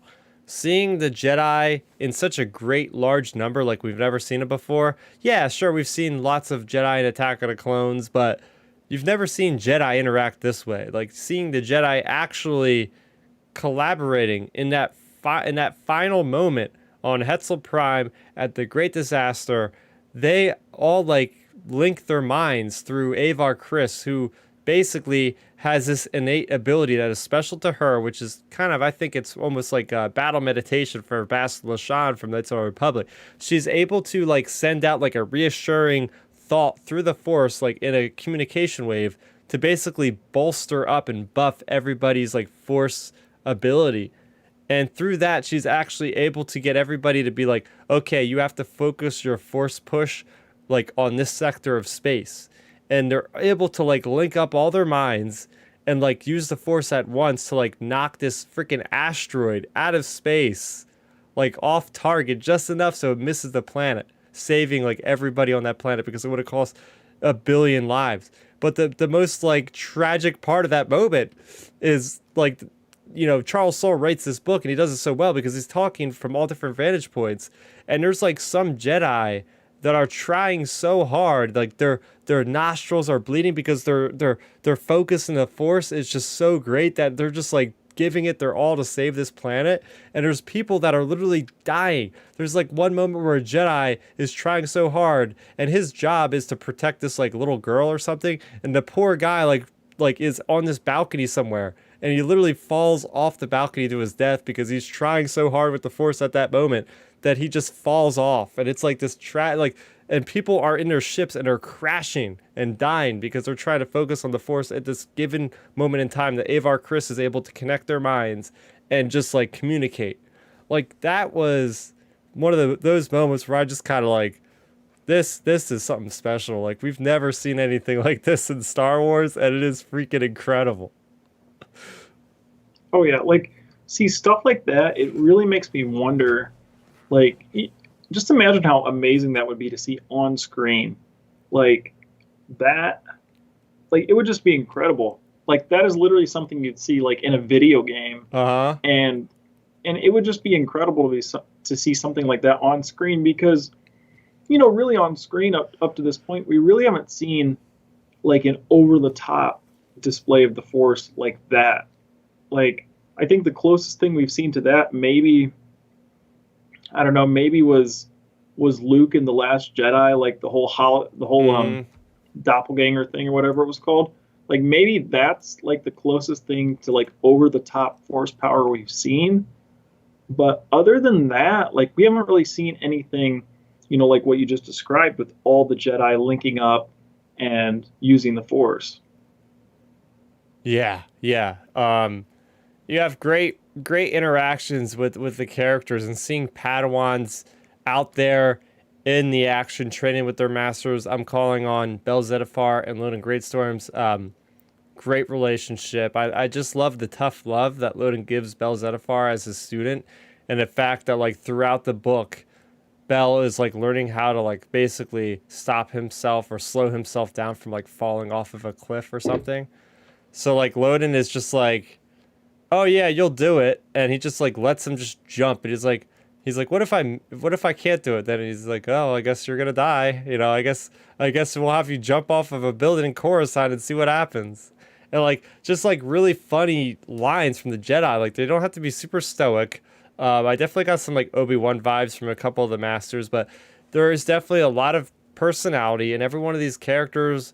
While like looks at the Force from a different perspective. I love the idea that Charles Soule created, where it's like everybody has a different idea of the Force. For instance, Bell Zettifar, the 18-year-old Padawan, he believes in the Force as like a flame inside of himself.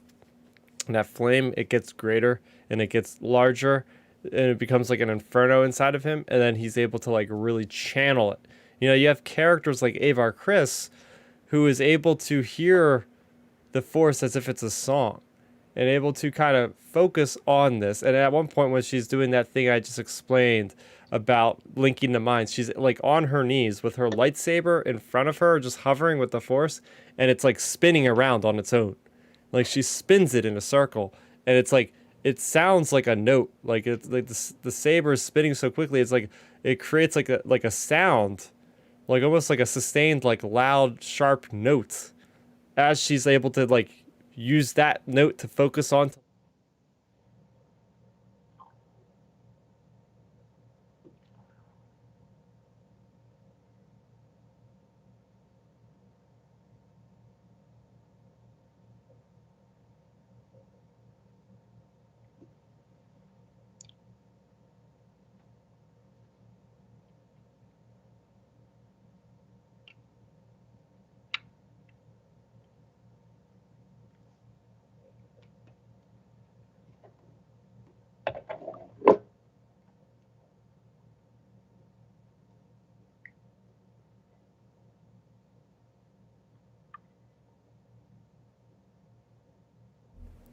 Okay, can you hear me?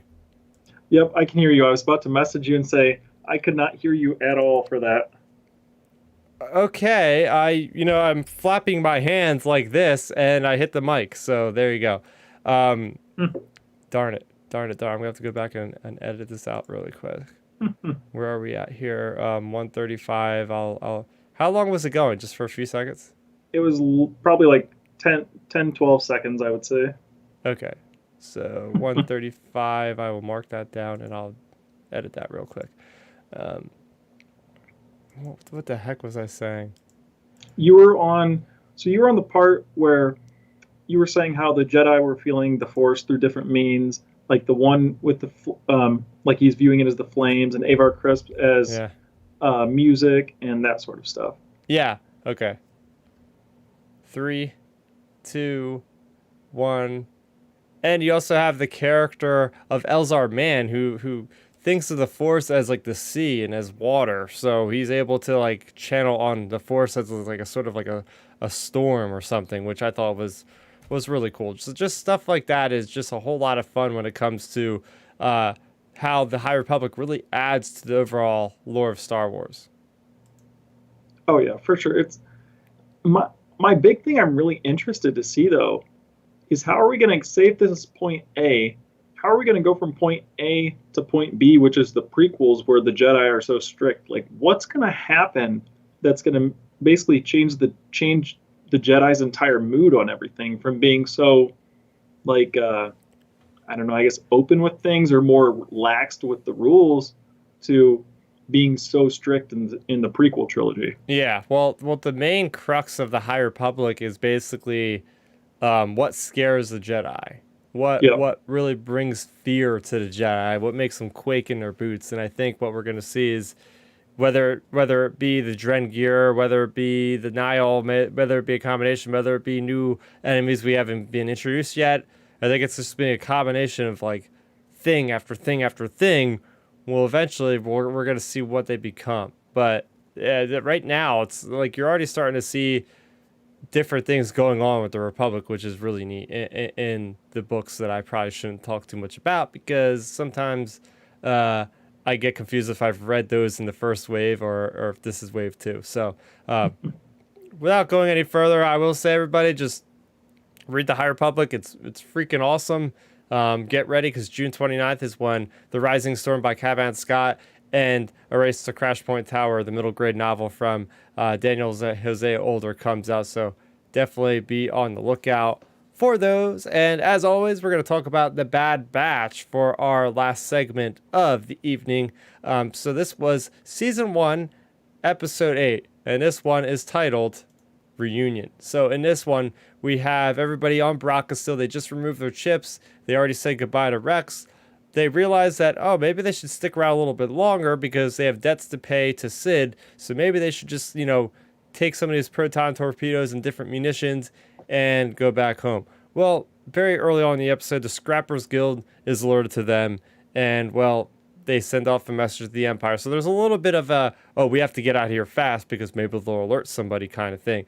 And well, it doesn't take long because the Empire arrives and it is with Crosshair, so hence the title, because we have the reunion between Hunter and between Crosshair. And Crosshair wants nothing to do with them. In fact, he says just kill the girl first. Like he just doesn't even care. He's a heartless soul, whether or not it's just chip acting or it's just him being a plain jerk.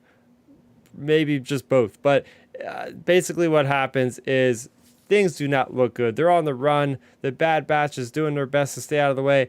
They basically rig this engine on the Venator class Star Destroyer to just like blow up, and it causes Crosshair to get damaged. And just when you think they get out of this thing alive, they get out of it all right, we have a big figure showing up. And as soon as he starts talking, I said, "Oh, no way, it's him. No way, it's him." We get Omega, who's separated from everybody, and Cad Bane steps out of the shadows, shoots to kill Hunter, and stuns her and gets her off of there. We find out later that Hunter survives. But that is one hell of a cliffhanger, because we are in that second half of the Bad Batch now, right? This is episode 8. We are halfway through the season. Things are getting real. So my initial reactions were, I was going through this episode, knowing the fact from the Kiner brothers tweeted out yesterday, like, oh, there's a person in here with the eyes, and everybody's like, oh, there's going to be a big reveal. And they're usually spot on, those guys. If you want to have some insider information on what might happen, just follow the Kiner brothers on Twitter, because they like to tease and kind of hype up the Star Wars crowd before the episode comes up without giving anything away, of course. So they had said that. So already I'm like looking at the time. Like, I don't want to look at the time as I'm watching the episode, but I was like, the episode's only 26 minutes and we're getting down to like the last like 10 minutes or something, and there's nothing yet. I was like, oh, maybe it is just a dud. Maybe I don't know who's supposed to be big in this episode. But that was kind of like my anxious feeling. I was like, up until that point, I was like, is this episode really that good? Because it's just people running around. Granted, it's on Braca, and granted, I thought Cal Kestis might show up, because maybe that's who he's referring to. The Kiner brothers, like, oh, this is Kanan Jarrus, like, he's coming in. This is the acknowledgement. Like, they're on Braca, he's on Braca, it's gonna happen. So I had no idea that Cad Bane was gonna show up, and if anything, they mentioned bounty hunters from the Kaminoans. I thought, oh yeah, Boba Fett is gonna show up in this episode, but it's gonna be Boba Fett. Of course, right? I mean, who else would Fennec Shand work with? Because Fennec Shand, we know, has a relationship with Boba Fett, and maybe they'll kind of be together or something like that. I don't know. But basically, yeah, I thought the episode was okay, and then like the last 5 minutes really redeemed it. Not just with Cad Bane, but just the fact that like there's a big threat out there. Like, Hunter almost died. The fact that Crosshair got severely damaged. We talked about this a little bit earlier in the show about him being severely damaged. What could that mean for him in the Empire? Could they experiment on him now if he's not as useful to them? Maybe he'll be helped out by some cybernetics or something of that degree. And the fact that Omega's gone, like, she's been literally kidnapped. Like, the bad guys got away with what they wanted to do. And that is huge, because now we have the 4 members of the Bad Batch. We have Tech, we have Wrecker, we have Hunter, and we have Echo. They form like Republic Commando Squad. It's always those 4 guys in Republic Commando, Delta Squad. I think this is the canonization of Republic Commando, if you ask me, especially when they blatantly do like the whole first person visor. It's like, what the heck are they trying to say here? Is this Republic Commando canonized? What's going on? But anyway, that was my initial thoughts, was like, this was a pretty good episode, but it took like 3/4 of the way for me to really believe in it. Oh yeah, I was to start off, I would say the episode is incredible. It's definitely my favorite one of the entire series so far. But there's so many things that really built up to that. Of course, the cameo at the end with Cad Bane, everybody's favorite cowboy alien, him coming back was amazing. And then seeing Toto back too. I think his droid's name's Toto. Yep. But seeing Toto back, that was great. And then, just knowing he's still working with them. And then just throughout the entire episode, like I messaged you this morning, I was getting really like Battlefront vibes from Battlefront 2005, because when the Bad Batch and Omega were like going through the engines and like setting the charges and doing all that stuff, like the visuals of that sequence looks exactly similar to Battlefront 2005, like when you would go inside the Republic capital ships and blow up the engines from the inside out. So like seeing that type of like detail is really cool. I was talking to my good friend about it. I was like, man, it feels like whoever worked on this episode like had some experience with the old Star Wars video games, from the Battlefront vibes. I mean, Tech literally says to Omega, we're fighting on many battlefronts. Like Oh, he literally says battlefronts at the beginning of the episode. So, you have Tech say that, and then you have, of course, like you said, as soon as you go inside the visor of Hunter, it's like, man, this is Republic Commando. Like, this is literally Republic Commando. Um, and then I don't know, it was an amazing episode. And then the fact I was talking about this earlier today, the fact that Hunter, as we've said before, the Mandalorian builds up Din Djarin throughout the whole show, but then we see how skilled how Luke's bigger than all these characters. Well, this show, has kind of been building up the Bad Batch like as basically these overpowered like superheroes, basically, and Hunter being so adept at like reacting and having such high senses, for him to get bested by Cad Bane was amazing. Like just knowing Cad Bane, just seeing him square off with Hunter, and it was just amazing because as you said, Cad Bane literally shot to kill. Like if he didn't have his clone armor on, he was dead. So that was just amazing to see Cad and him square off, and I love the dialogue between him and the Bad Batch, like him saying, I've killed plenty of clones in my time, and it was a great episode. yeah, we have Chris Forsyth who joined the chat. Hey, yo, I'm bummed I was wrong. It was a Dianoga. That drop, but then the POV shot was so good. Yeah, man, thanks for joining us tonight. Chris has a YouTube channel where he's doing Spotchka and Death Stick videos, which are his like own branded videos for different Star Wars topics. Like he does the different kind of reviews as well, similar to my channel. So check him out. He's a lot of fun, very entertaining guy. But yeah, no. Let's start off. Yeah, we'll start off with the whole duel because I don't know if you realize this, but it was almost like it gave me callbacks to that unfinished Boba Fett versus Cad Bane reel from the Clone Wars, where like that's the one where I think Boba Fett kills Cad Bane or something, but like Yep. he gets his helmet dented by him at the same time. So I Yep. definitely seen that what they did there. I was like, yeah, I see what they did there. Yep. They totally remastered that scene and just they're having Hunter be in it.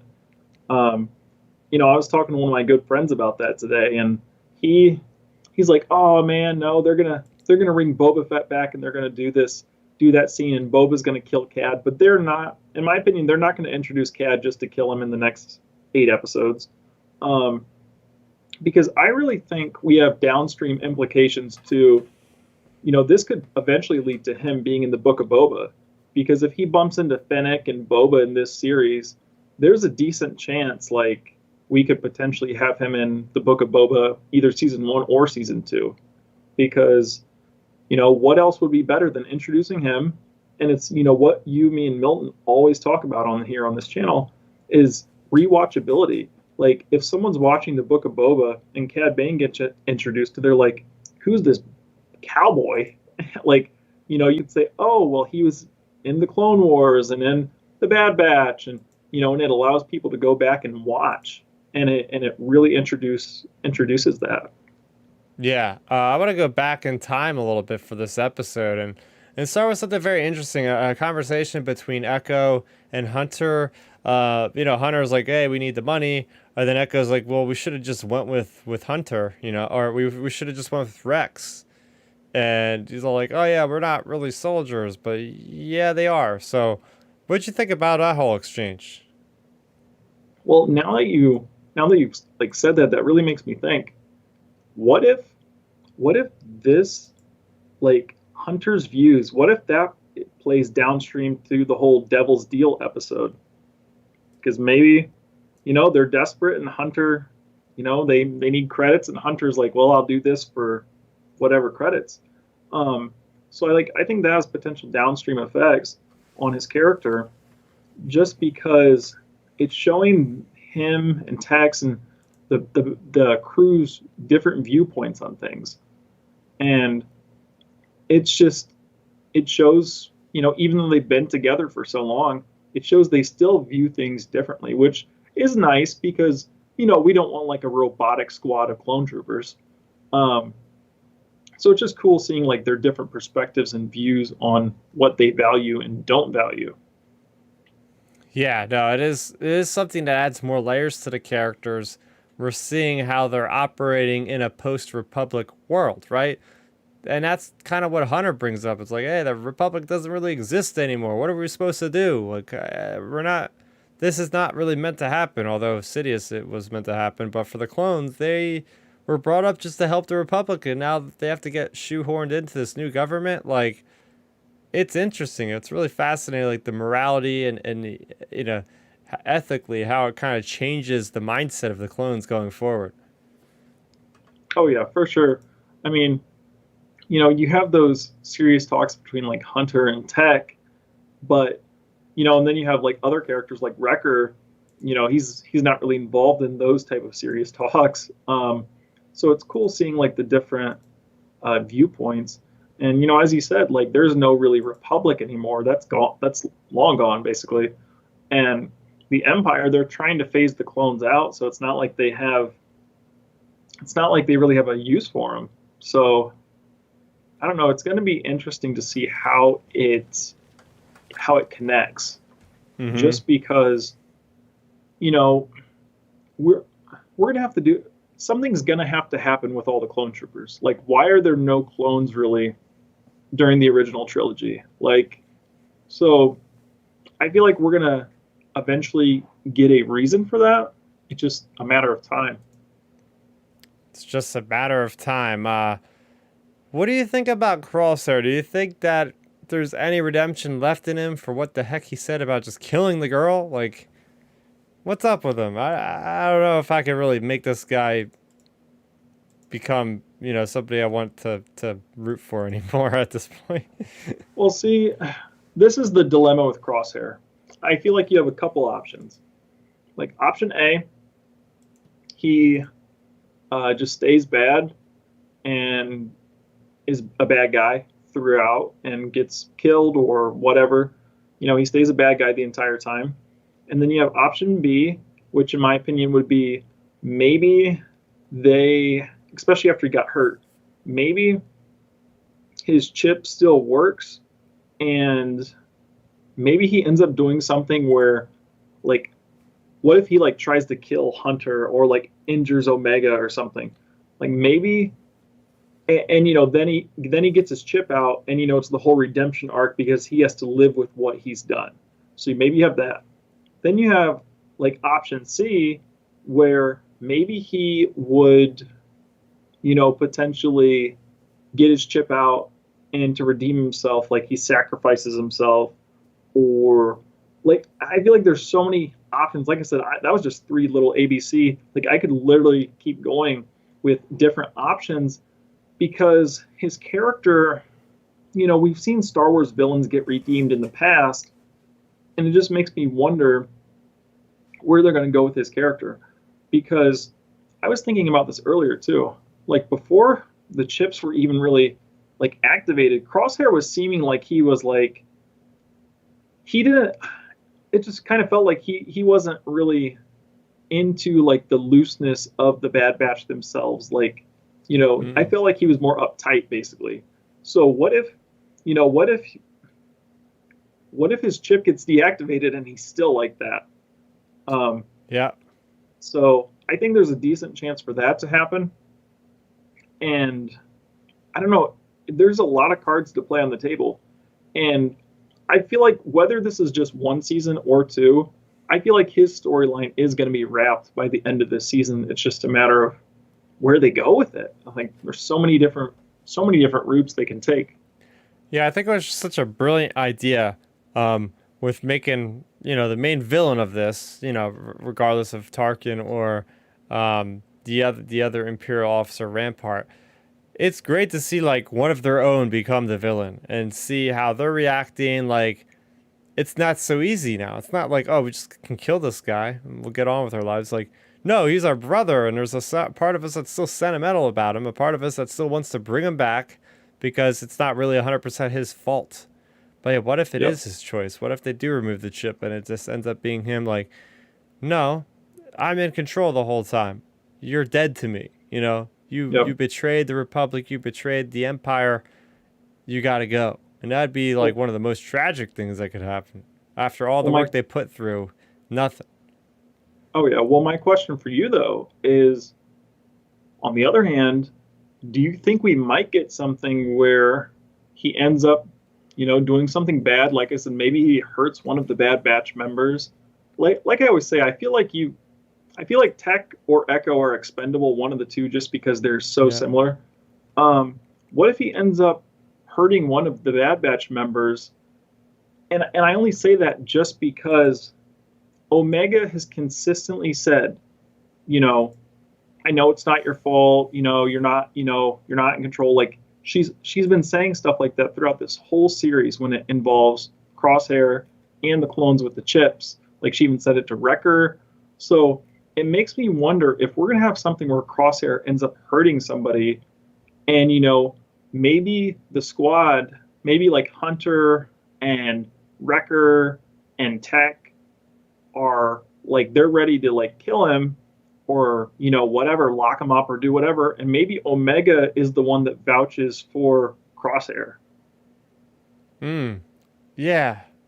That could be something. Yeah, I would like that.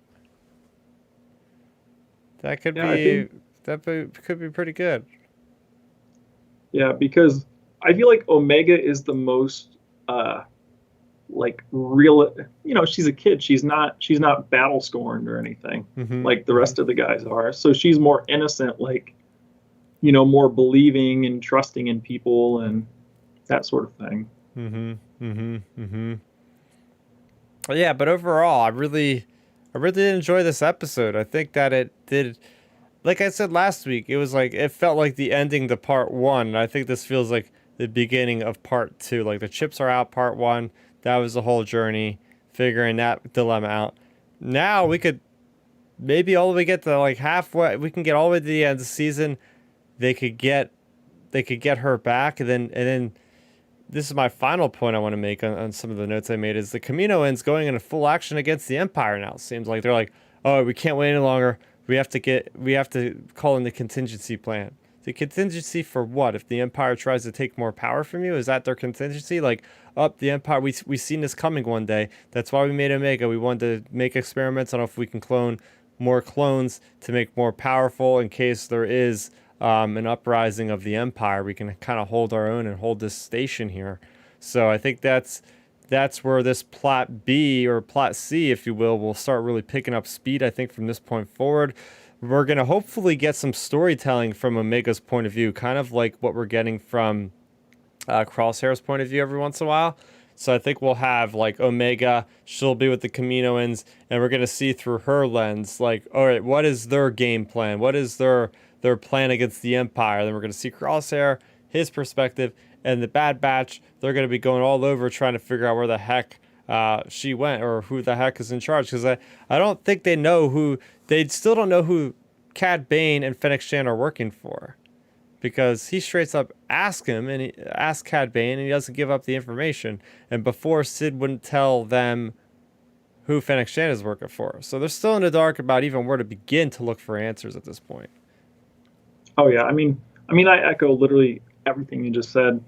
Um, my thing that I'm really looking forward to with the way all of these different stories are unraveling is, of course, Cad Bane is delivering Omega to the Kaminoans, but the next episode we're gonna get some really good banter back and forth between Cad Bane and Omega, because she's gonna be trying to talk him out of it, saying like you don't have to do this, blah blah blah, and he's gonna be like, sorry kid, I'm making a payday or whatever, some catchy line he says.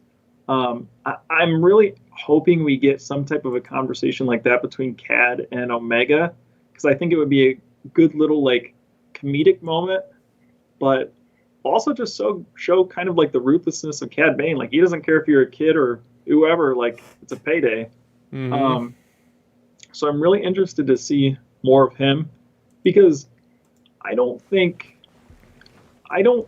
we're gonna see Cad Bane's storyline wrapped up I think it'll be like I said, it'll probably be 3 parts. I would say two to three, 2 to 4 parts Mm-hmm. for him, and then I think he'll be on his way because I don't think he'll be involved at all in the final few episodes because the Kaminoan storyline is, like we said, the B or C plot storyline. So he's not involved with the Empire, so he has no point in being around the Crosshair storyline at all.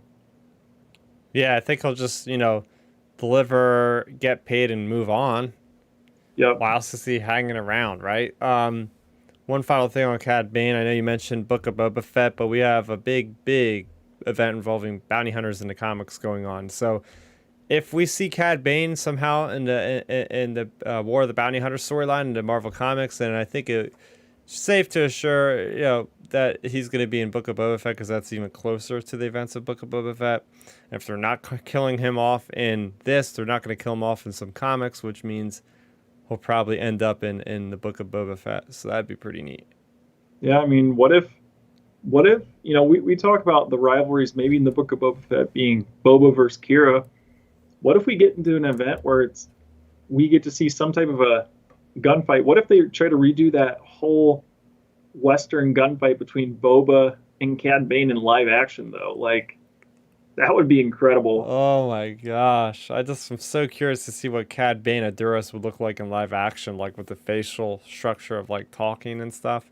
Would that be Yeah. like kind of CGI or like a meld between like kind of like what they did with Kuel probably? I don't know. See, and that is the hard part. I mean, obviously Star Wars has the funds; they'll figure it out.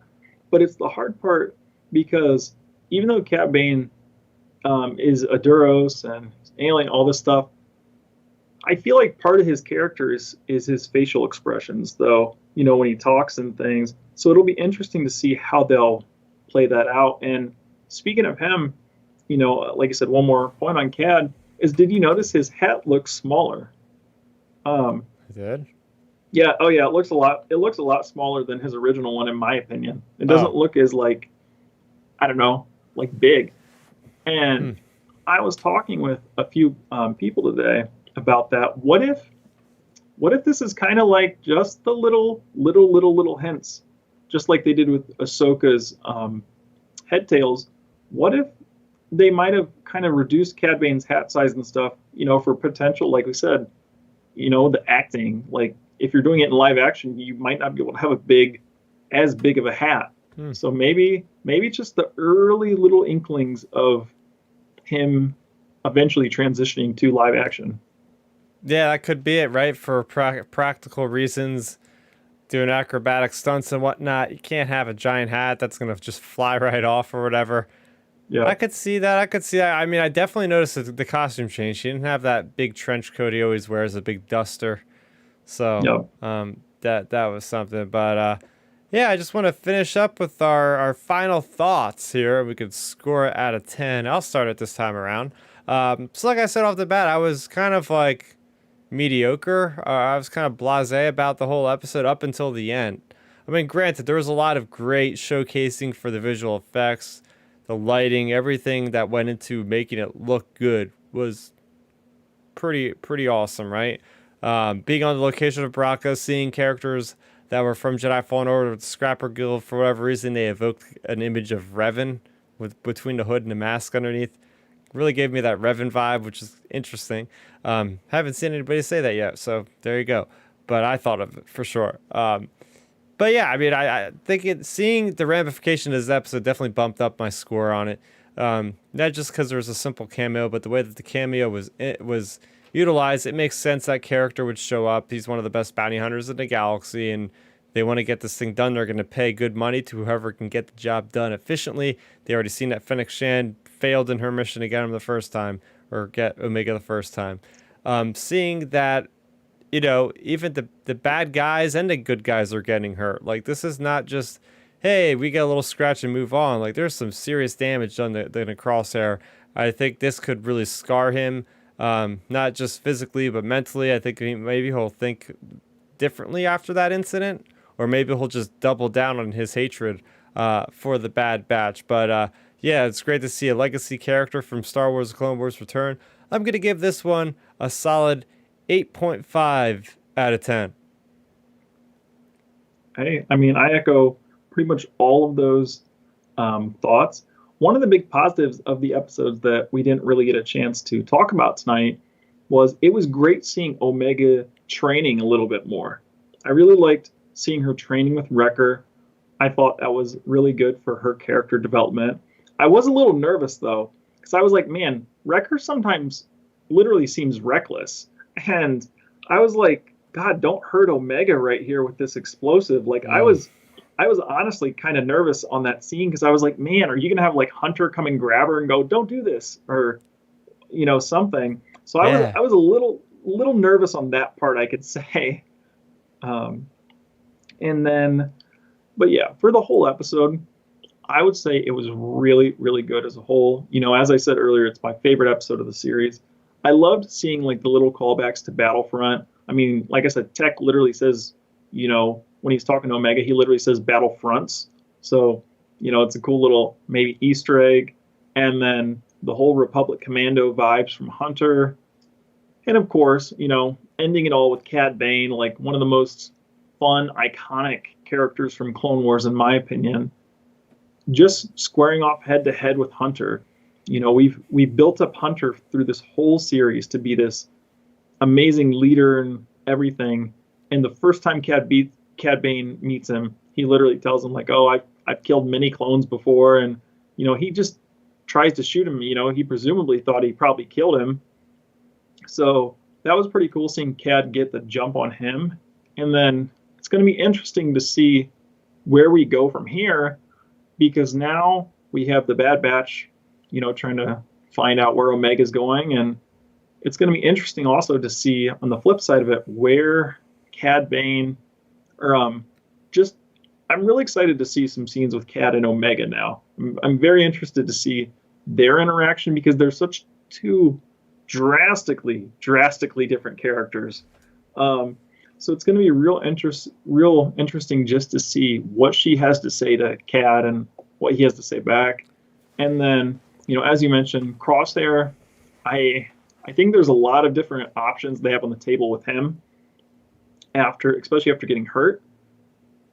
There's so many different avenues we discussed tonight with him. And I just thought it was a really, really good, fun episode overall. And I will have to give this episode a 9 out of 10. So there you go. We got 8.5 and a 9 out of 10 for the episode called Reunion. So there you have it, guys. That was a lot as, well, usual for different content ranging from books to non-video games to just scheduling changes over on Disney Plus. We went through quite a bit and, of course, talked about one of the biggest reveals in Star Wars in the last, dare I say, a year or so. Next to Luke Skywalker there at the end of Mandalorian. It's always fun getting those huge Star Wars reveals, how they make you just feel the way you do as you see those characters and go, I forgot about that guy.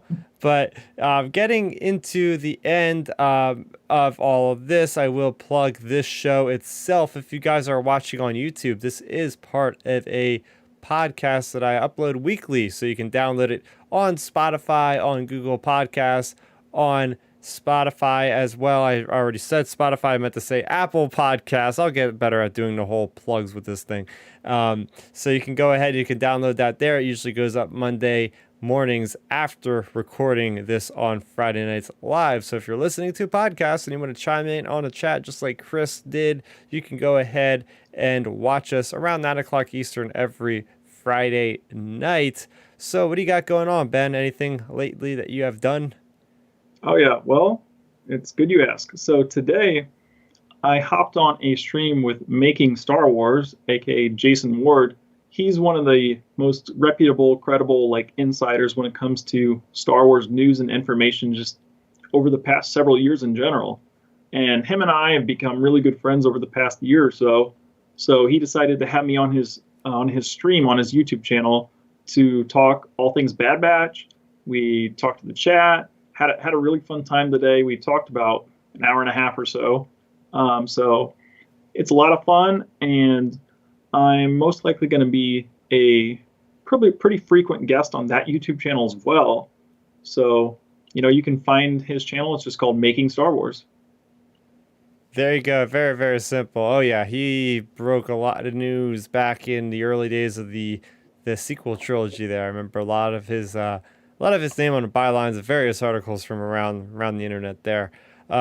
As far as I'm concerned, like I said before, big gaming week, I put out a video about Xbox and about why I think they're probably the best place to play video games in year 2021. A lot of cool things going on with Xbox, of course. I talked about the High Republic Adventures issue number 5, which capped off wave 2 of phase 1. There we go. I got it this time of the High Republic. I also talked, of course, as I weekly do, about War of the Bounty Hunters. We had issue number 14 of Star Wars come out, which was pretty exciting and brings back the Black Sun into the Star Wars canon. Not that they were already not part of canon, but I think we're going to get our closest look at the Black Sun in that post Empire Strikes Back, era of Star Wars. So very fun stuff there. I want to thank everybody for watching and for listening. For Ben, for myself, Starrapter. That is going to do it for us, and we are going to end transmission. Alrighty.